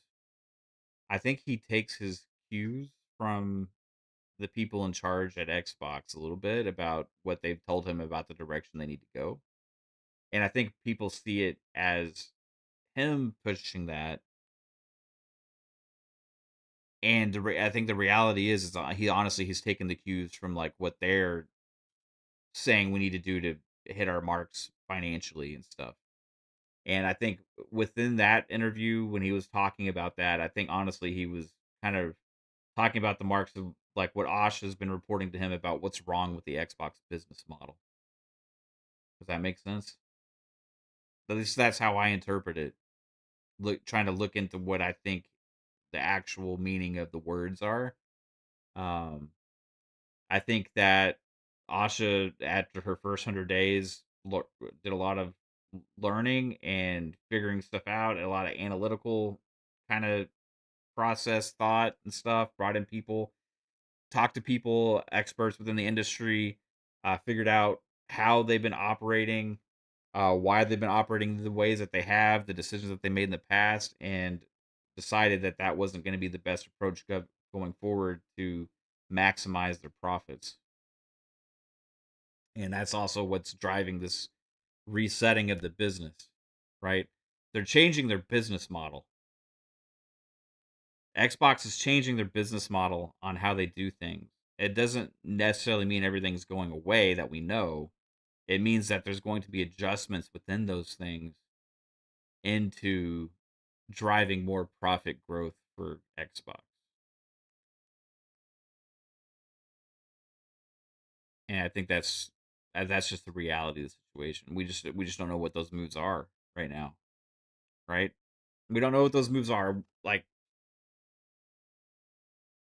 we can look at Asha's post about the reset and speculate upon what those words mean because I think they lay out the thinking behind it. They're going to restructure their whole way they make games and the platform side. They're going to fix some of the aspects there. They're trying to. They want to bring in more of an engineering culture to kind of have things more in house. They want to do less contract based stuff. They want to have uh again more focus on the big franchises because they've been underfunded according to them. They want to drive more people to have a stronger brand of the platform in general. So that's why a lot of the decisions are being made right now. Shane G says, Mav, hypothetical. You are Asha and can only save one game. State of Decay 3 or Blade. What am I picking? Um, if I was Asha and I'm purely if I'm purely making this decision from a business perspective, okay? Right? I'm looking at the future of Xbox, what's better for Xbox, what's better for growth, what's better for earning potential. Okay? I'm weighing two things here. Blade could be a big draw for people to jump in out at once, right? However, in that situation, also, there is probably going to be a massive split of earnings and revenue in that sense. And long term, you still aren't going to own the IP. And any future games within that franchise, you're also going to have to be doing more deals with Marvel and all of that being said. You have less control over all, right? Um, but you do have the chance of like, hey, this is going to potentially sell more hardware and bring people into the ecosystem that have been ignoring it. but it does also take the game being amazing and really good to have that impact, right? My thinking would be go a different direction and actually save State of Decay 3. Um, and the main reason is you already have it established as a big Xbox franchise. It already has a big player base. And State of Decay 3 has potential for a property that you actually own to have movies, TV shows, um, and you could have an ongoing game in the zombie genre that actually like it used to be more oversaturated. Like there hasn't been as much since Walking Dead kind of fell off, you know. There hasn't been as much oversaturation with zombie games and movies and shows. So there's a little bit of an opening here for State of Decay 3 to be that thing. Like we haven't had a new Last of Us game in a while. Um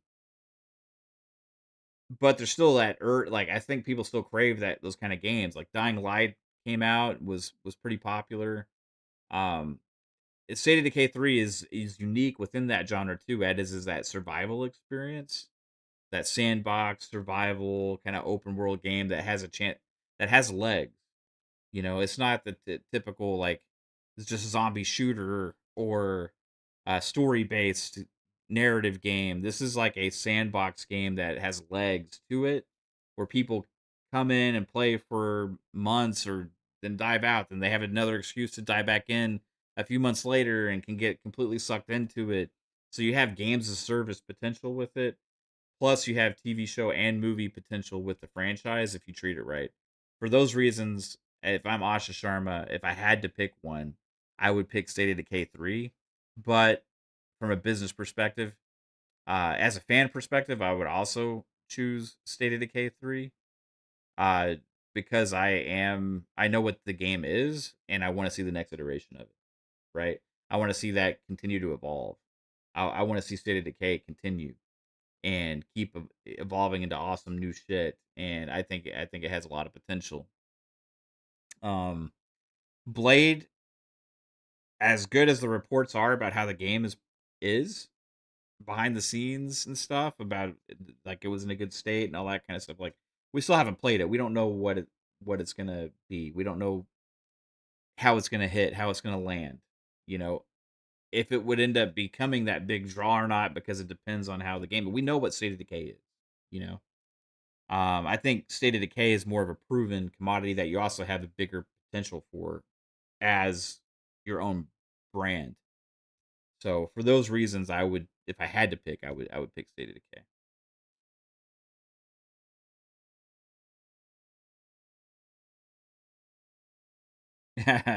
AJH says, "Okay, now fun speakers follow up to that. So you're saying you're saving Undead Labs over Arcane Leon? Oh, that's more tough, man. Like, ugh.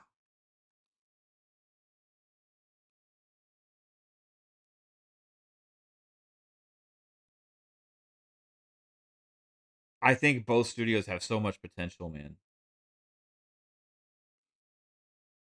Like Arcane Leon's already had like Game of the Year type games, you know, numerous times. The Dishonored games. What was the other one? A Deathloop came out and it got a lot of high praise. It's a good game. I think was it Arcane Austin that did Prey or was it Arcane Leon? I can't remember. But anyway, they've had so many great things. They just never none of their games have actually sold into the masses, you know.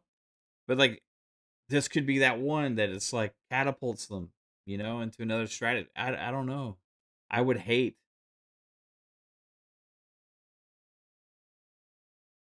I would hate to see either of them go, honestly, because both of them are good studios. I mean, I and you could make an argument that like the talent at Arcane Leon maybe actually like just because of how State of Decay's launched in the past a couple times, you know, and they've had to, you know, it was a smaller indie team. Rough launch with State of Decay 1, rough launch with State of Decay 2, but they ended up supporting the games amazingly.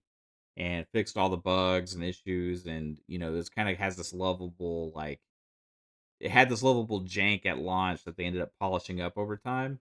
But like in a way, you could say like, well, Arcane Leon's like have Arcane Leon games have like came out pretty polished and all that kind of stuff too. Like, so you could say like they've been able to put out more games. I don't know, man. I hate to see them. They're both so different. That's the one thing with all these studios, man, is they're all so different and so incapable of so many different things. Like Arcane Leon is not really the kind of studio that would be able to make a game like State of Decay, right? But then Undead Labs isn't the kind of developer that's really capable of making a game like Arcane Leon. Like, and those both of those games are why I was saying like those both of those studios would be a mistake to move on from. Both of those games, I think, would be a mistake to move on from. If you made me choose, I would choose State of Decay 3 to keep. But I'm hoping it's not. That's not a choice within Microsoft right now.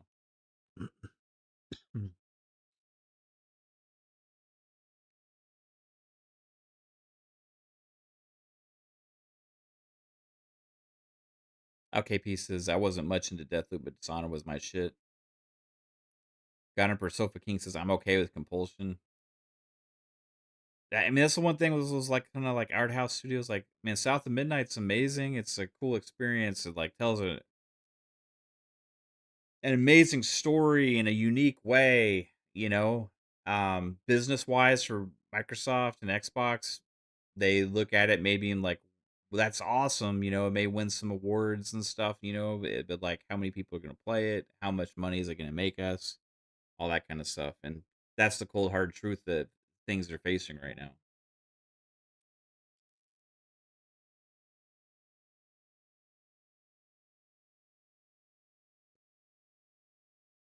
That's why when I read Asha's reset post, I immediately jumped to Compulsion and Double Fine. And Double Fine is Double Fine is a games media and game like indie game lover like darling, right? Tim Schafer is a legend in the industry. I mean, goes back to a lot of those old school adventure games and stuff. You have like games like Grim Fandango and like Full Throttle, um, all that kind of stuff. Broken Age. Like you have this history at Double Fine that if that studio gets closed, if that studio actually gets closed, you're gonna have a lot of very angry like games media love letter to gaming type people, right? And if anything from that, like because of the uniqueness of Double Fine, I do hope that they are able to at least go independent, especially Double Fine. And I don't want to be heart like cold to Compulsion or whatever, but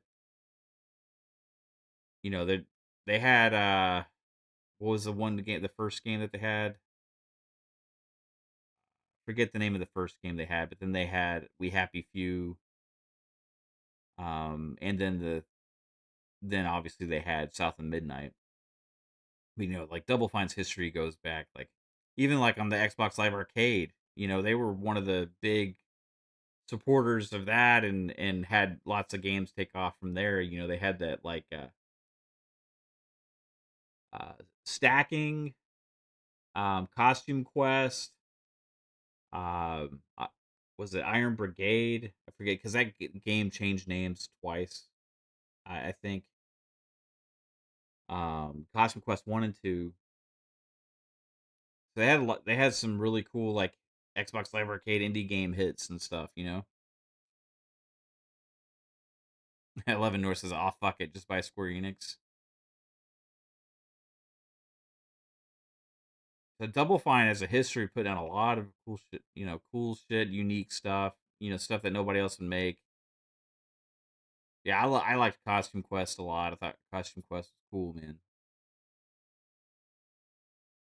I mean, obviously they have Psychonauts, you know, Brutal Legend was sick. AJH says it baffles me why Microsoft never picked up a Sobo over Ninja Theory. Sobo is one of those crazy studios, man, that like seems like they can do anything because they make the Plague Tale games. Yeah, they make Flight Sim. Like those are completely two fucking opposite end of the spectrum type experiences, but they nail both of them. And now this Plague Tale Resonance looks absolutely sick.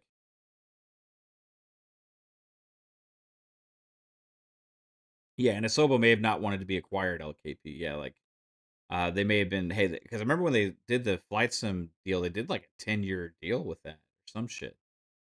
And then they also had all the Game Pass deals for the Plague Tale games. So I think they've been pretty happy with their situation.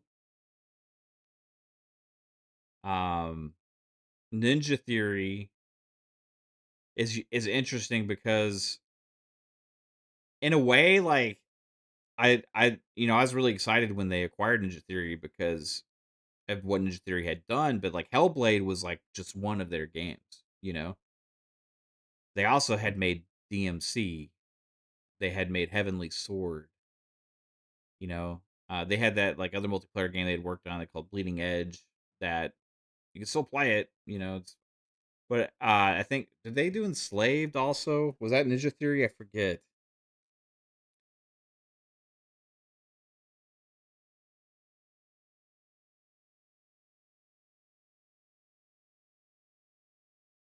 Yeah, they did Enslaved too. So they had like so many unique games, and they were really good at making like these action games and stuff.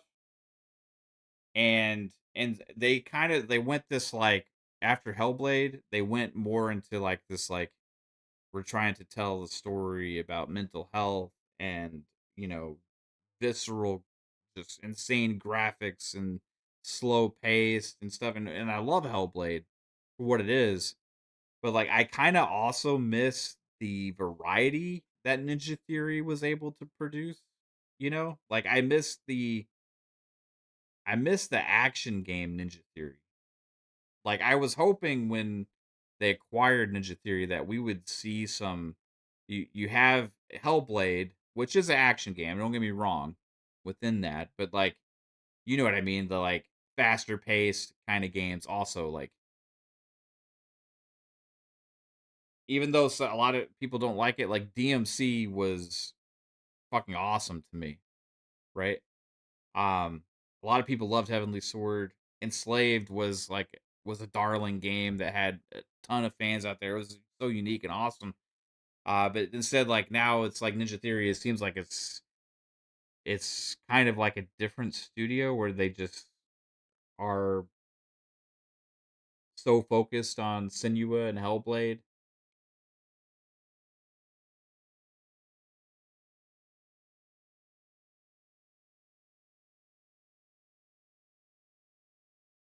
Sometimes it can, and maybe this was like I wanted your guys' opinion on this because this is like a touchy thing, right? Like obviously you don't want to just force studios to make shit that they don't want to make or that they don't know how to make, right?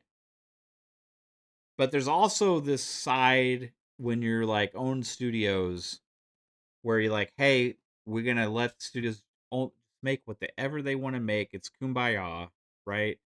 And we want to see their visions come to life, and we're just fully behind them and what they decide they want to do. And if it sounds like an interesting, cool idea, yeah, we're gonna, you know what I mean? Like, in a way, do we think that like the kumbaya positive, like casting a wide net, allowing the developers to just kind of have a free for all in a sense about the kinds of games that they wanted to make? and how long it's taken them to do those games. Like, is that seen as like not necessarily the best business sense from Phil Spencer in some ways? Because like I appreciate that, and that's how sometimes we get some of the best experiences. But at the same time, if those games ain't selling to anybody, because they're made more for the people that are making them as opposed to the people that will be hoping, like, the market, you know? Like, is there a sense where it's like, well, we should have maybe not approved that project and then had them do something that we think had better sales potential? Because that's also in a way better for the studio too, you know? It's a art question, right? Because it, like Serge says, do you ask a portrait artist to paint your landscapes? No. But when you have the reason I'm asking this, Serve, is like, okay, well, we know what Ninja Theory is capable of in these different genres and these different kinds of games, right? We know what Double Fine's capable of in these different kinds of games as well, you know? Um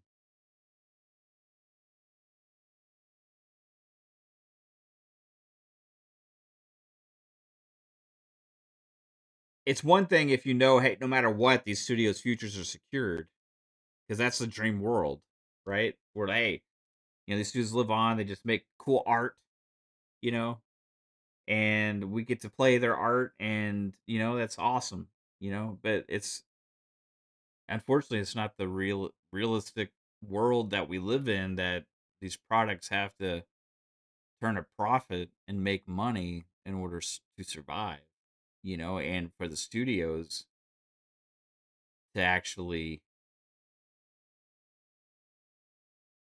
be able to survive.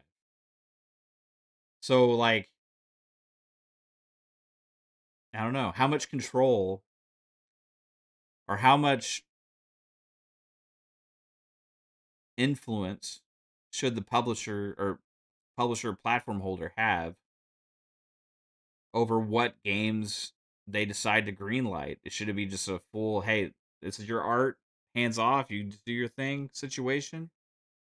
Um, Eventually you'll get it there to the finish line and we'll release and hopefully it does well, or is it a situation where it's like, well, it's cool that you want to do that, but we don't really see the potential in that. Maybe you should look at something else, you know? I don't know, man. It's a tricky situation. You got your my gamer sense just says, "Hey, let them make whatever they fucking want to make," you know? Cuz you don't want to force, like, have a situation where you're forcing a single player studio to make a games of service game, right? But also when you have like the talent that Ninja Theory has of making games like in the DMC universe, or like Heavenly Sword and Enslaved, and you see all those different things they've done in the past with these different kinds of genres, uh is it to their best interest to have something else that's going to sell better? I don't know. Razor Ultron member for 15 months. Appreciate you, bro. Says you asked them to pitch other games they would make. Yeah. Um, because like, for example, right, like Tim Schafer was talking about this, and they have their whole like pitch sessions where like, hey, they each come up with their own little projects, and they all decide and vote upon a team about which one's going to be their next game that they make. Hey, that sounds like fucking amazing, you know? But from that, you get Keeper and you get Kiln. Okay, those are cool games to live in Game Pass, a little but like also, I mean, even though they may not cost a lot of money to make, what are they doing for Xbox as a business, as Microsoft, as for Xbox as a platform, right? And that's the questions that business side of Xbox has to ask. Whereas, hey, could they have had another Psychonauts? Could they have been able to do another Brutal Legend that maybe would have done more for them instead of those other two projects, right? So those are like we know they're capable of. You're not asking them to make things that they don't know how to make. You're asking them to make things that they have a history of really big successes with, you know? And well, do we want to see more of that success or just let them tinker around and hopefully something catches sometime? I don't know. And I'm not saying I don't know the right answer to this because I don't like when like Ubisoft makes doesn't allow game like Splinter Cell teams to make a fucking Splinter Cell game because he thinks that all gamers want to play as open world, right? I don't like when um like WB says, "Hey, we need to cancel regular Batman games and you got to make a games of service game," right? I don't like that whole idea of chasing trends for the sake of that either, you know? So there's like a fine line there. I don't know what the right answer is, but it does seem in a way that the Phil Spencer like Xbox, as wholesome as it is, was a little bit more of a free for all kind of, you know. Whereas there's stories of like Sony back in the day with like Shuhei Yoshida that would be fucking savage to the developers. Like, hey, they were just nervous to show Shuhei their projects to get greenlit, because he would just be like, no, this ain't gonna do it, right? So there's like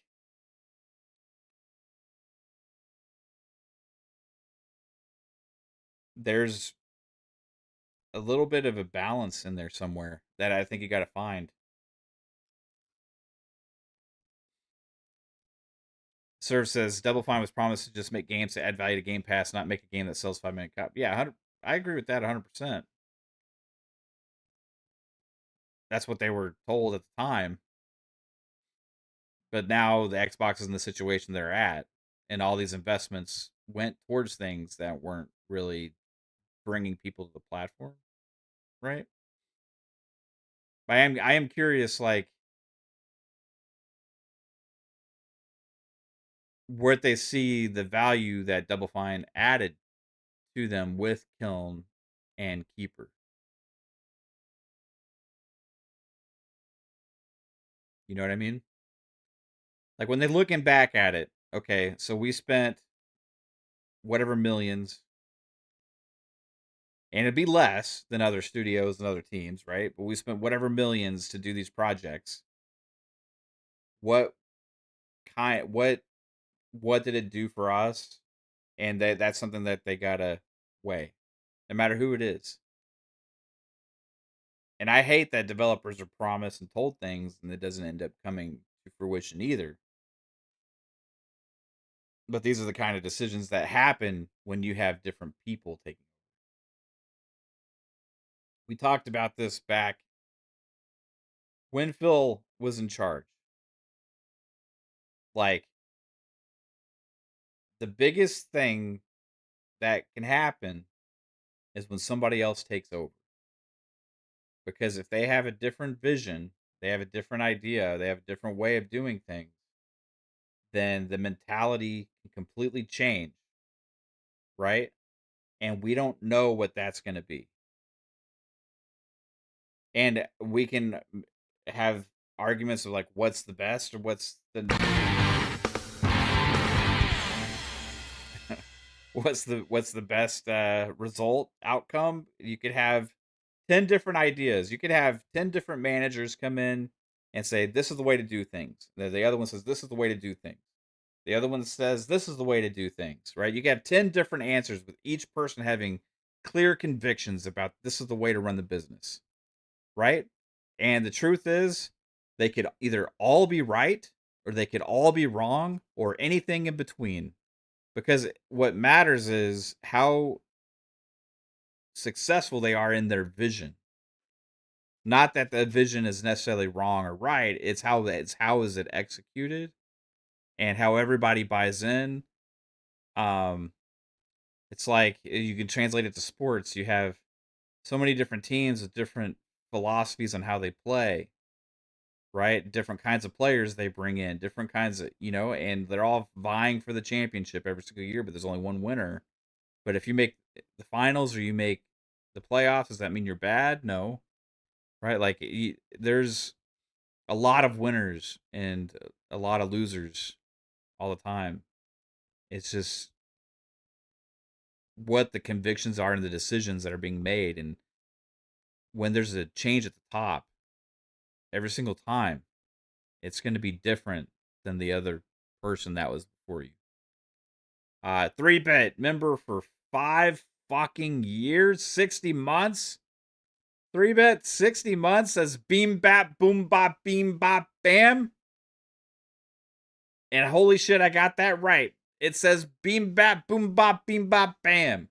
Beam bap, boom bop, beam bop, bam. Beam bop, boom bop, beam bop, bam. I beam bop, boom bop, beam bop, bam. I beam bap, boom bop, beam bop, bam. My name is 3-bit. Yeah. And I'm an idiot. Just kidding. Just kidding, bro. Love you. 3-bit. Member for 60 months, dude. Holy shit. Says, I only said to cancel 20 studios. Wrong song. I don't know what song it is.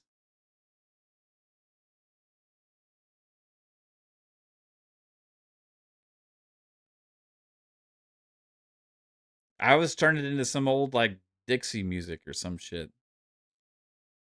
Those are actual Kendrick lyrics.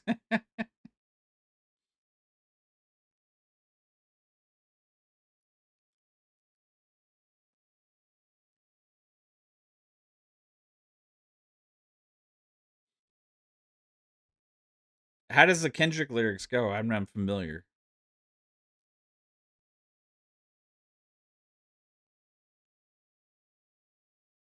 Is Kendrick Lamar? We need the Mav remix. I, I don't know. What is it? Mustard. I don't know.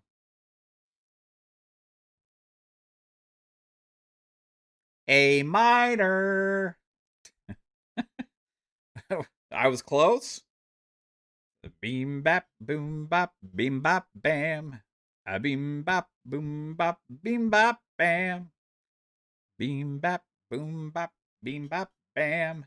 A beam bop boom bop bebop bam. Hey, 3-bit made the song for me. It's the new song going to fun speculation.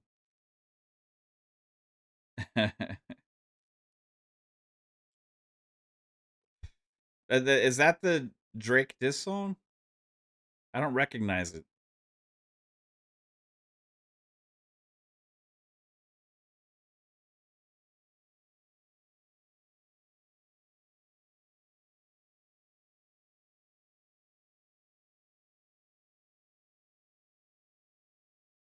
Maybe it's because I'm singing it like I'm in a fucking quartet in the 50s. I'm killing it. Right on, bro.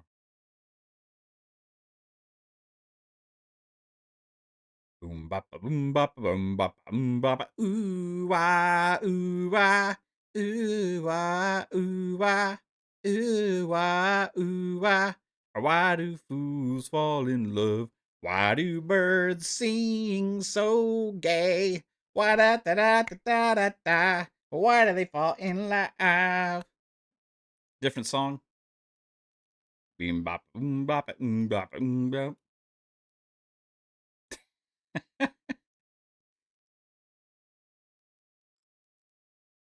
I gotta listen later to see how close I was.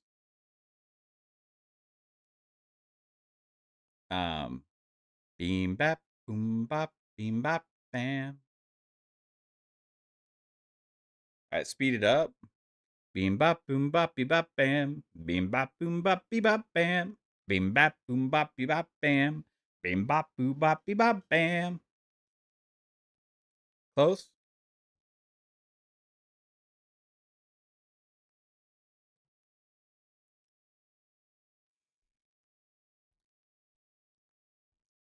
Might be the end of Double Fine. It might be the end of Compulsion. It might be the end of Undead Labs. It might be the end of Arcane Leon. Boom bop beam bop bop. What's gonna happen in Xbox land? We don't know. We have to wait and see. We have to wait and see. Holy shit, Xbox is fucking melting right before our eyes.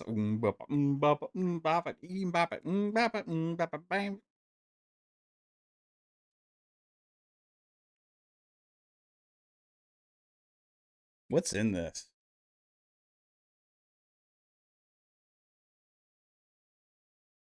Three bet I'm coming for you.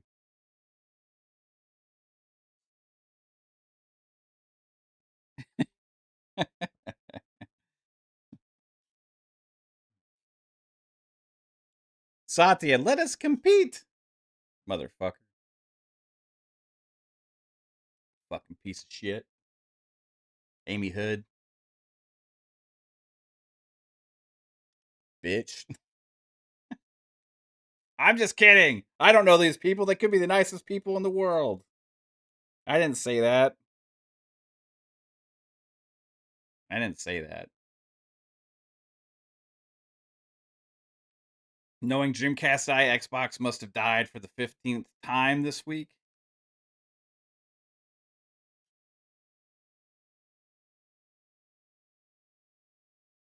Do a song with 3-bit now?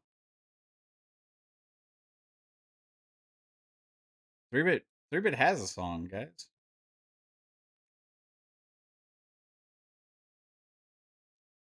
3-bit has a song.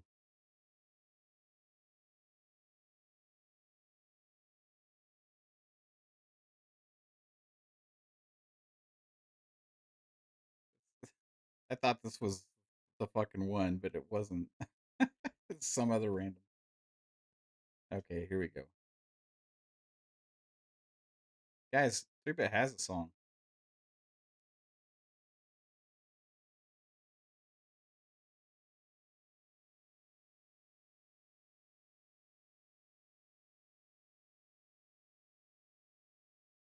You fell off a horse? I did. I fell off a horse. I got chased by a horse when I was a kid. Dude, I got chased by geese. I fell off a pony, and that was the last time I rode. That is the most private thing I've ever So how big Pony. are you exactly? Are you like a small Was it person? a I was Sony like- pony or was it like? I think I was like 15. I wish I was younger. What were you doing riding a pony when you were 15? Did you go on a pony ride when you were 15? Wait a second. Hold on. Reverse. I have more questions now. Yes. Okay. Do I have to answer So, were you riding a horse We or a need to fucking know. pony when you were 15 years old? Were you at a carnival doing one of those little pony rides? You fell off, and when you were 15, and it was so traumatic, you'd never get on another pony again. Do I have to answer this? Fucking great, guys! Holy shit! 3-bit. Oh man, dude, this is the fucking. It's just pony. 3-bit. Be prepared for fucking no. Xbox Ultimate this week, dude. I'm gonna get you so fucking good, man. Oh gosh. Oh man, pony. not again. Oh, Yeah, it took man. Kaylee rode a pony like a couple years ago at Cute. at Candy Canes for Kids. Listen, it was going fast, okay? It was probably thinking, what the fuck is this 15-year-old doing on me? All right, later, Stubbs. This is for you, 3-bit. You know we love you, right? Yeah. Yeah. Yeah, yeah,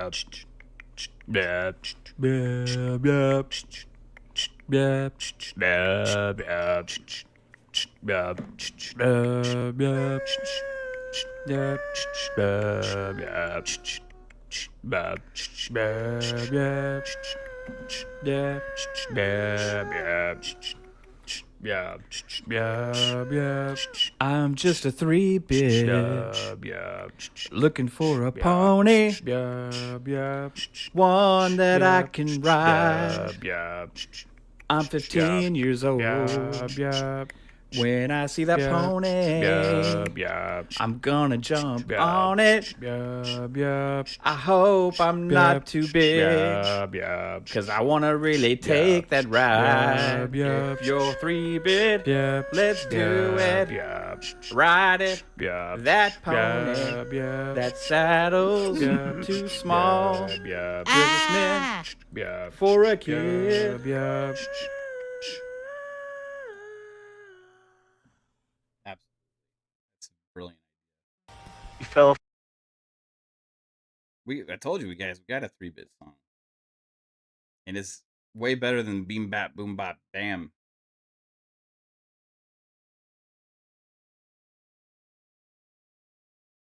Way better than Beam Bop Boom Bop Bam.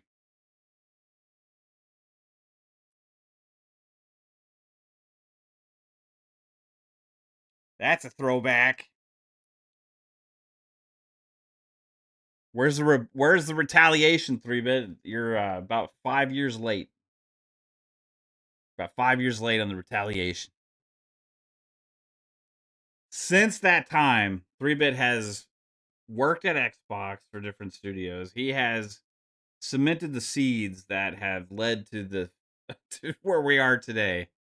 He planted a seed at every studio there. And now we are in this state of annihilation, the state of decay. Xbox is in this state of decay. 3-bit has gone on to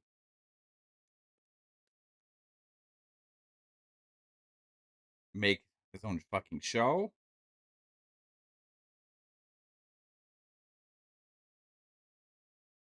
Get married, move 8 times. You got the revenge was from the inside, bro. that's what you were doing all these years, is like getting your revenge at me by fucking like corrupting Xbox.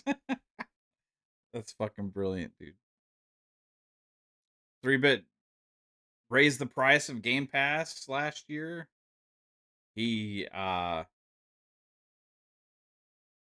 shut down Arcane Austin and forced the separation of Tango Gameworks. 3-bit was the person that planted into Phil Spencer's ear the idea to purchase ABK. That also led to a lot of this. We can thank him or throw stones. Up to you. You're turning 40 next month, 11? Nice.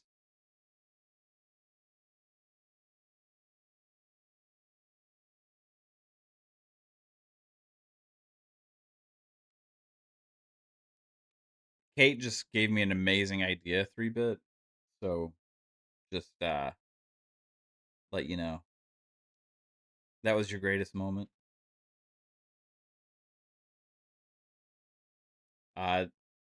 Last move 3-bit did was he met this guy named Sam Altman, and he was like, "Man, we need to make this AI push, guys, because I think we're ready." Planted the seeds there, and of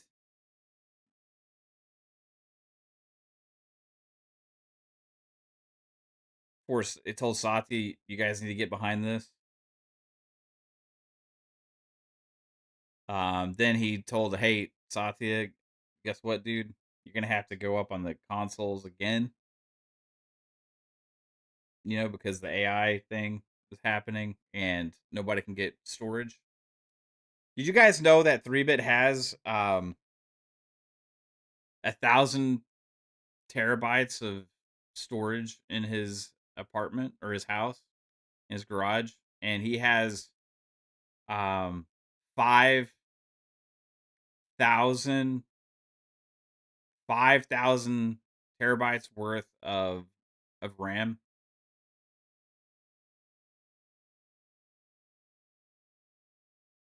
He's been hoarding it.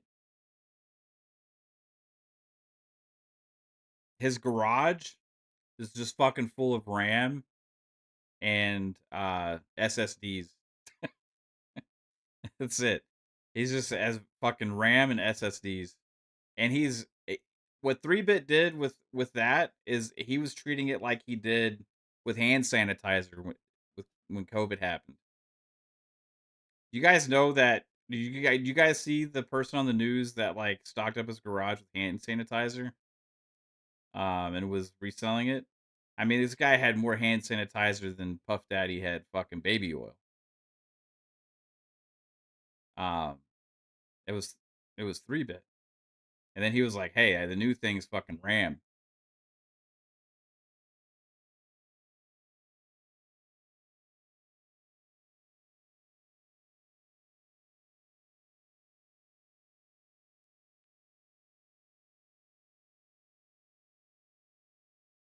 Then 3-Bit fucked up, and he accidentally bought baby oil instead of hand sanitizer, and he was forced to keep it all.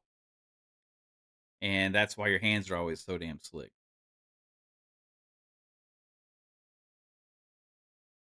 You still have hand sanitizer in your car from COVID? You remember when the hand sanitizer ran out so much, all that was left was that weird goopy shit that came in the bigger bottles, and like it was like not even good hand sanitizer. You pour it on your hands and it felt like it was just fucking glue. Did anybody ever use that shit? That thicker hand sanitizer that was just fucking like felt like glue and felt like it took forever to go away. Yeah.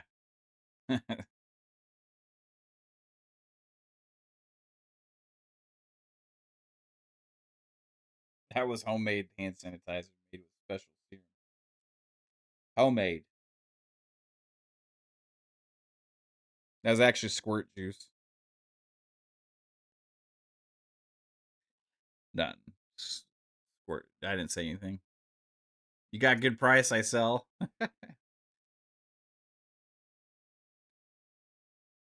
Yeah, make me want to get fried so I can laugh. My roommate won't complain about me laughing. Supposedly the vaccines help with strokes now or some shit. Really? Lube sanitizer? Hmm.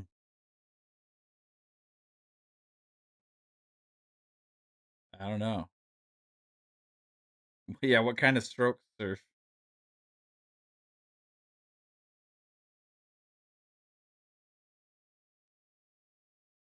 Um, well, this went sideways.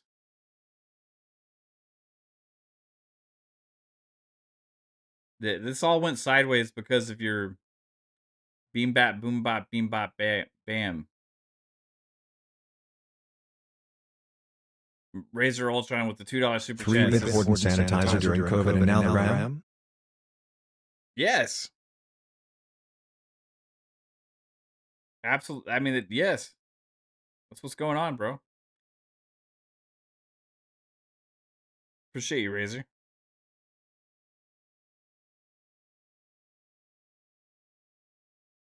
He's hoarding all that shit.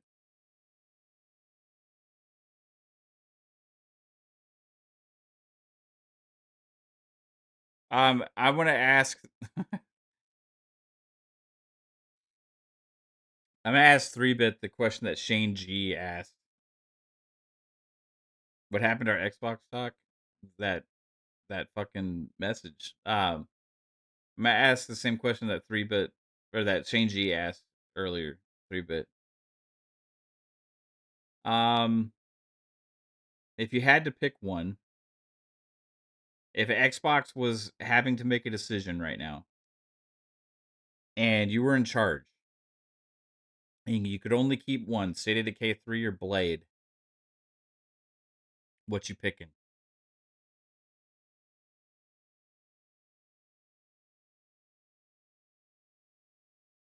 What you picking, 3-Bit? Word on the streets is 3-Bit bought 500 copies of GTA 6.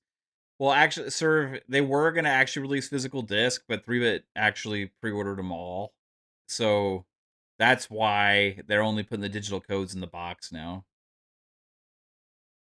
3-bit hoarded disc, just disc, just disc in general. He bought all the CDs out there, all the DVDs. Get rid of State of Decay. I didn't expect you to be excited about it, and Rare. I didn't expect you to be like triumphantly cheering it, like get rid of State of Decay. So if it happens, everybody,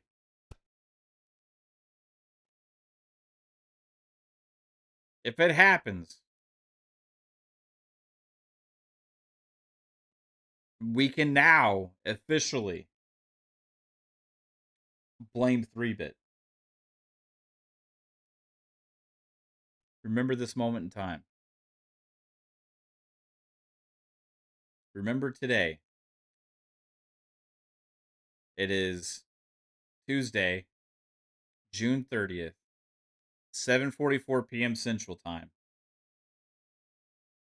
And 3-bit demanded, with an exclamation point in the chat, to get rid of State of Decay and Rare. That was unprompted. He just added Rare on his own behalf.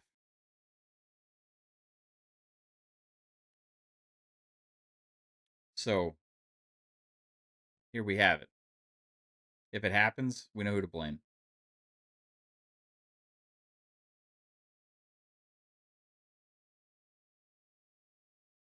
The Rare is hiding in their shadows with their one game. Do we think the Rare has another game that they're working on right now? Like, when Everwild got canceled, like, have they been, like, working on something else?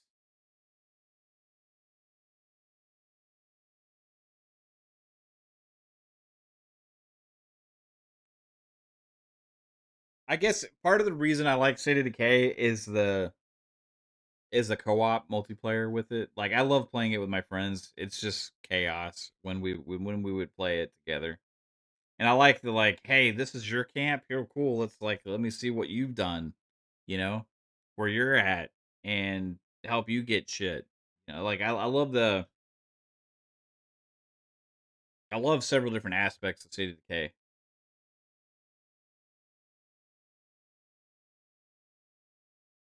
Yeah, I did set up 3-bit with that intentionally.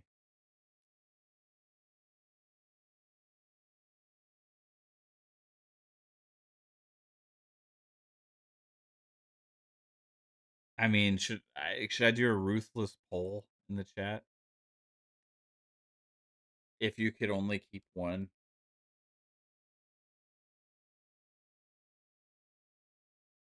I mean, this is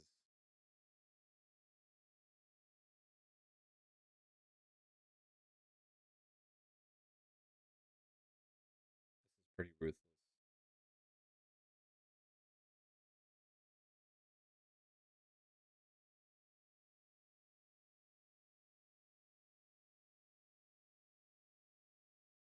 Because these are the 4 studios that have been talked about a lot.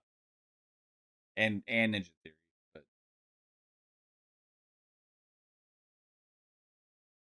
I put a poll in the chat.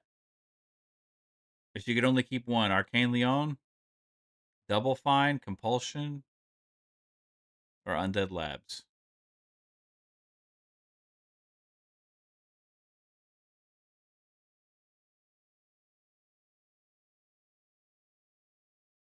Yeah, that's crazy, X-Lands, when you put it that way. Yeah, fuck, it's been a long time.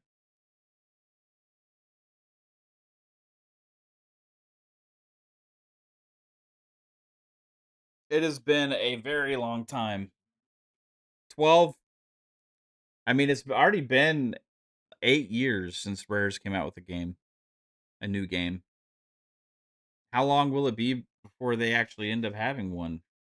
But then the plus side is, like, for them, they actually had a successful games of service.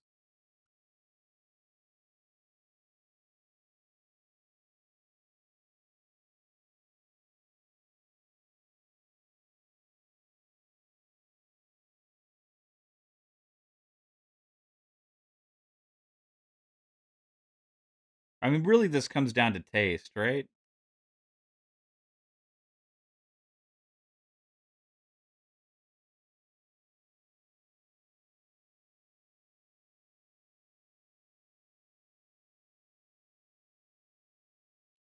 And I'll give you the pluses on all of them. Okay, Double Fine is going to make more games that are going to be very unique, right?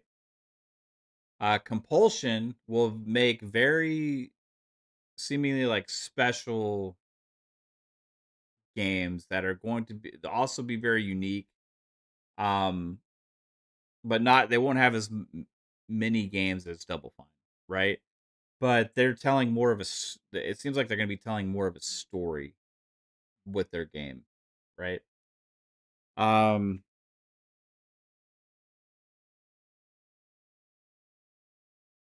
and also I think they've proven that like they're willing to go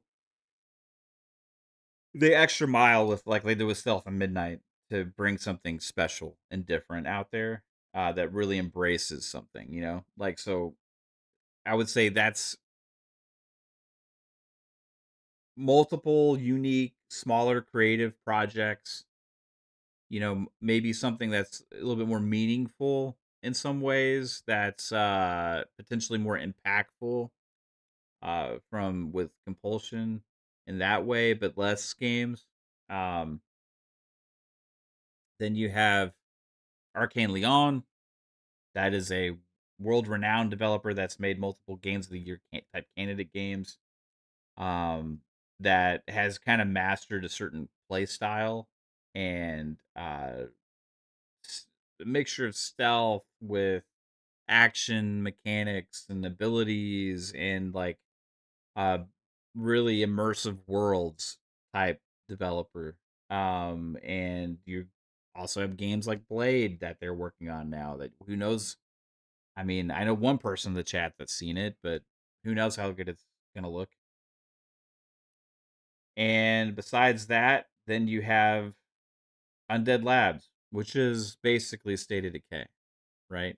You know what you're getting with them, and we've seen their newest project more recently, so we know what we're getting with that. Um, but it looks awesome. It also has a lot of potential.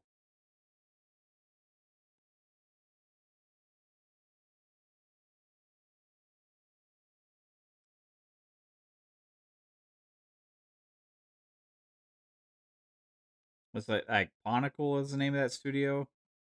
11 North.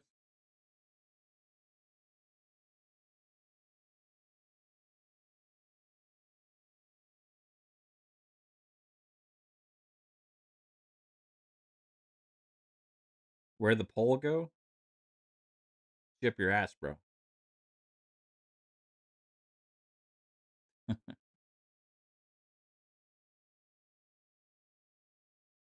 It should be. It should still be there. 3-bit.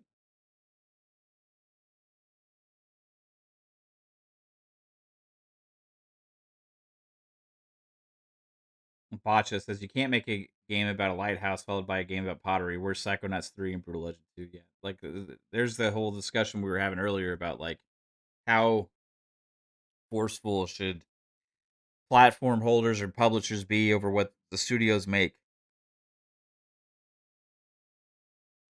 and how strict should they be about what games get greenlit. It's the whole like art versus business discussion, right?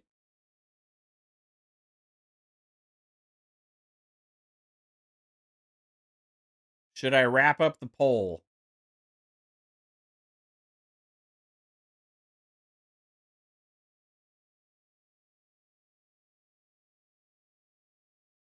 I just did. Pretty even, but surprise, Arcane Leon won out on this.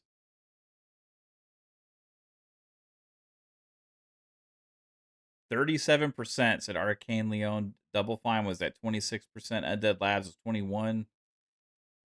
Compulsion was 16. Like most people said, fuck Compulsion.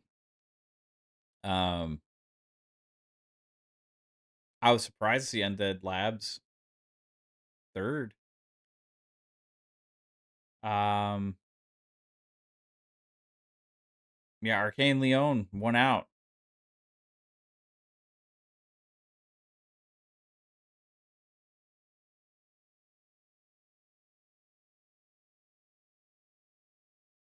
Should we send this to Asha, Satya, Nadella, and Amy Hood and say, hey, 19 out of 19 votes, this is what people had to say? Out of 19 votes, this is the one you should keep. This is like your test. This is your test demographic here.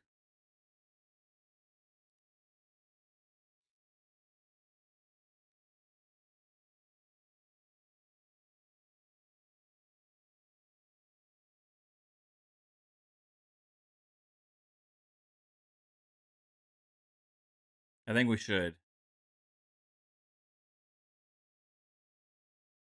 In the words of King David, we need to hold the line here and say, Xbox, don't close any of these fucking studios. And in Satya Nadella's own words, when you say, let us compete, right?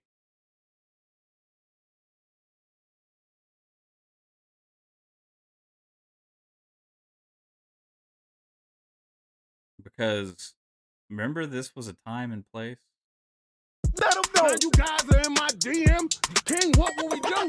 We will hold the line. Xbox under pressure, ponies got salt, people freaking out, hold that line. Stop it on the way, showcase gonna show out, Satya says. Let's wait for it all to play out. Let us compete! Hold the line. Hold! Let's go, King. You weak dudes make me sick.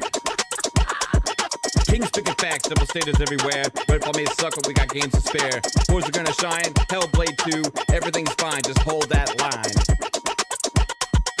Hold the line. Hold! Hold the line. Hold! Hold the line. Hold! Hold the line.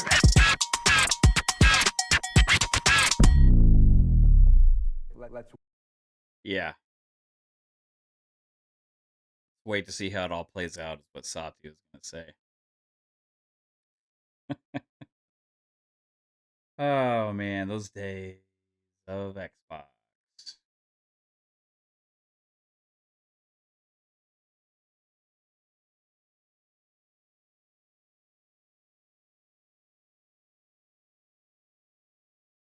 Let us compete.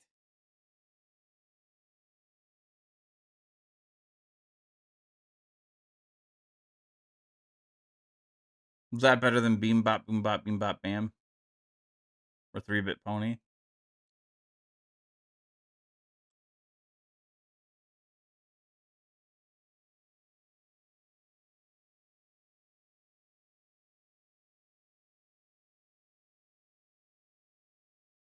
Is that what I do in my free time?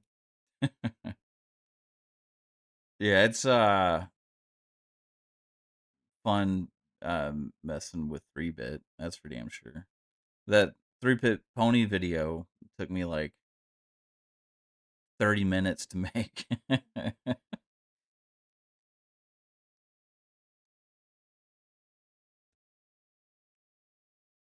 Yeah, after that is all about hold my beer.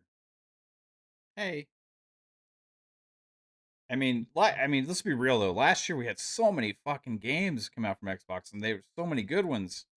I mean, there's so many fucking good games come out last year. It still boggles my mind that the situation got to where it did, with how many games came out. Like, it's really like that, the whole brand damage thing of them going multi. It turned out to be such a big reality.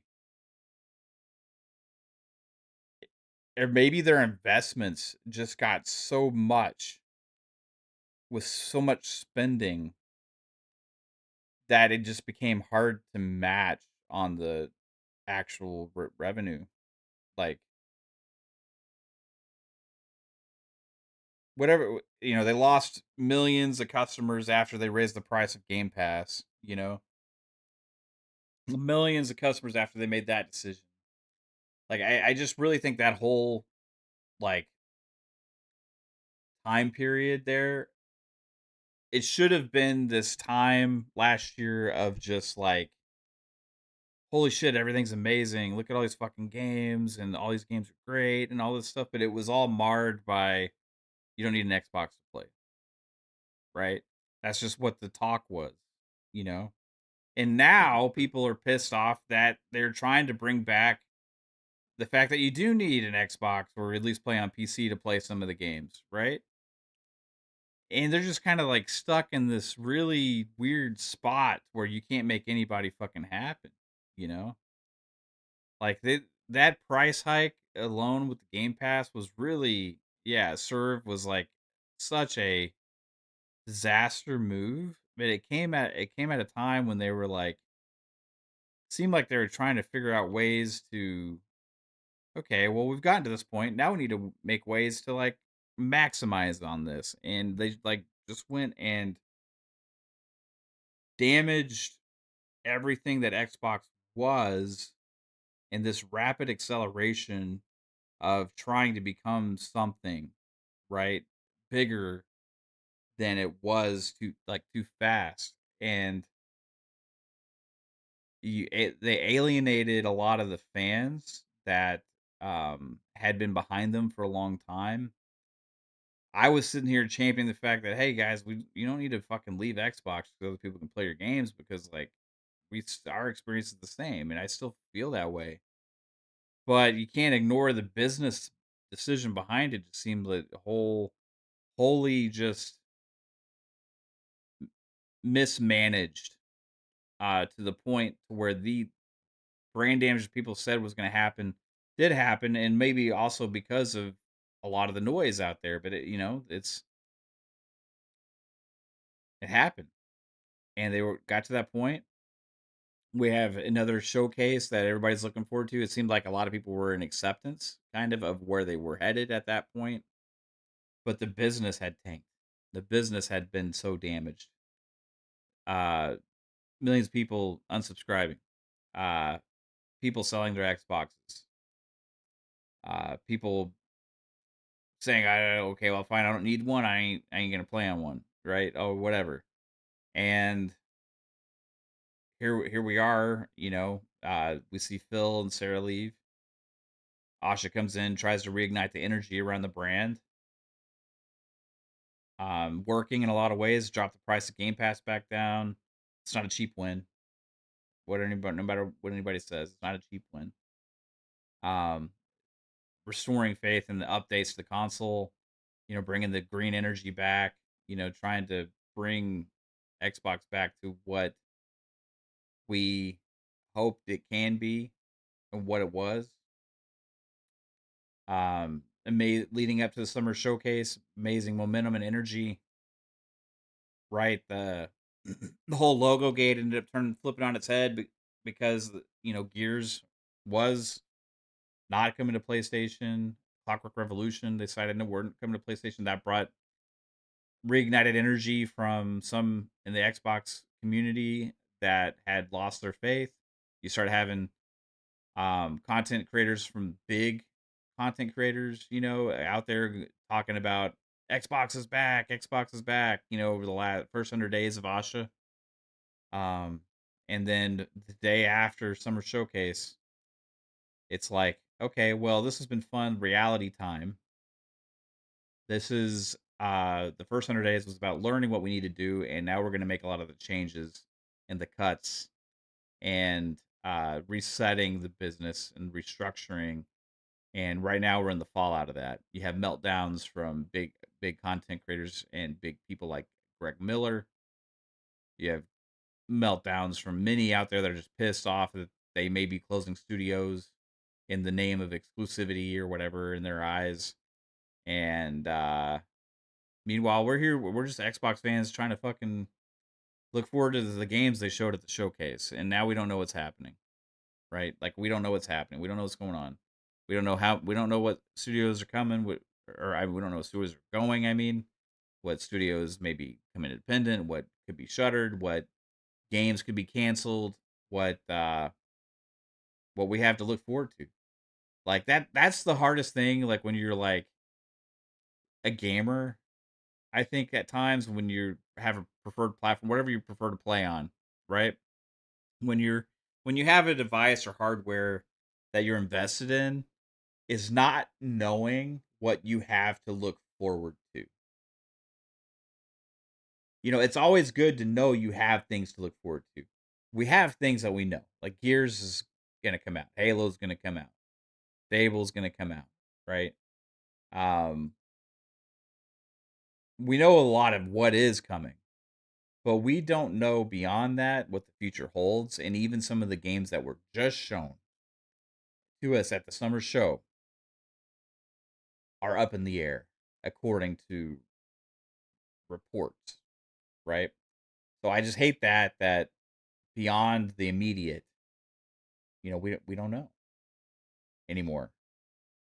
And hopefully whatever this transition is, whatever the reset is, the restructure is, hopefully for us as gamers, as fans of the Xbox platform, as people that have been investing in it for over 20 years, 25 years now, that there will be plenty of things to look forward to still. So we'll see. That's what I hope.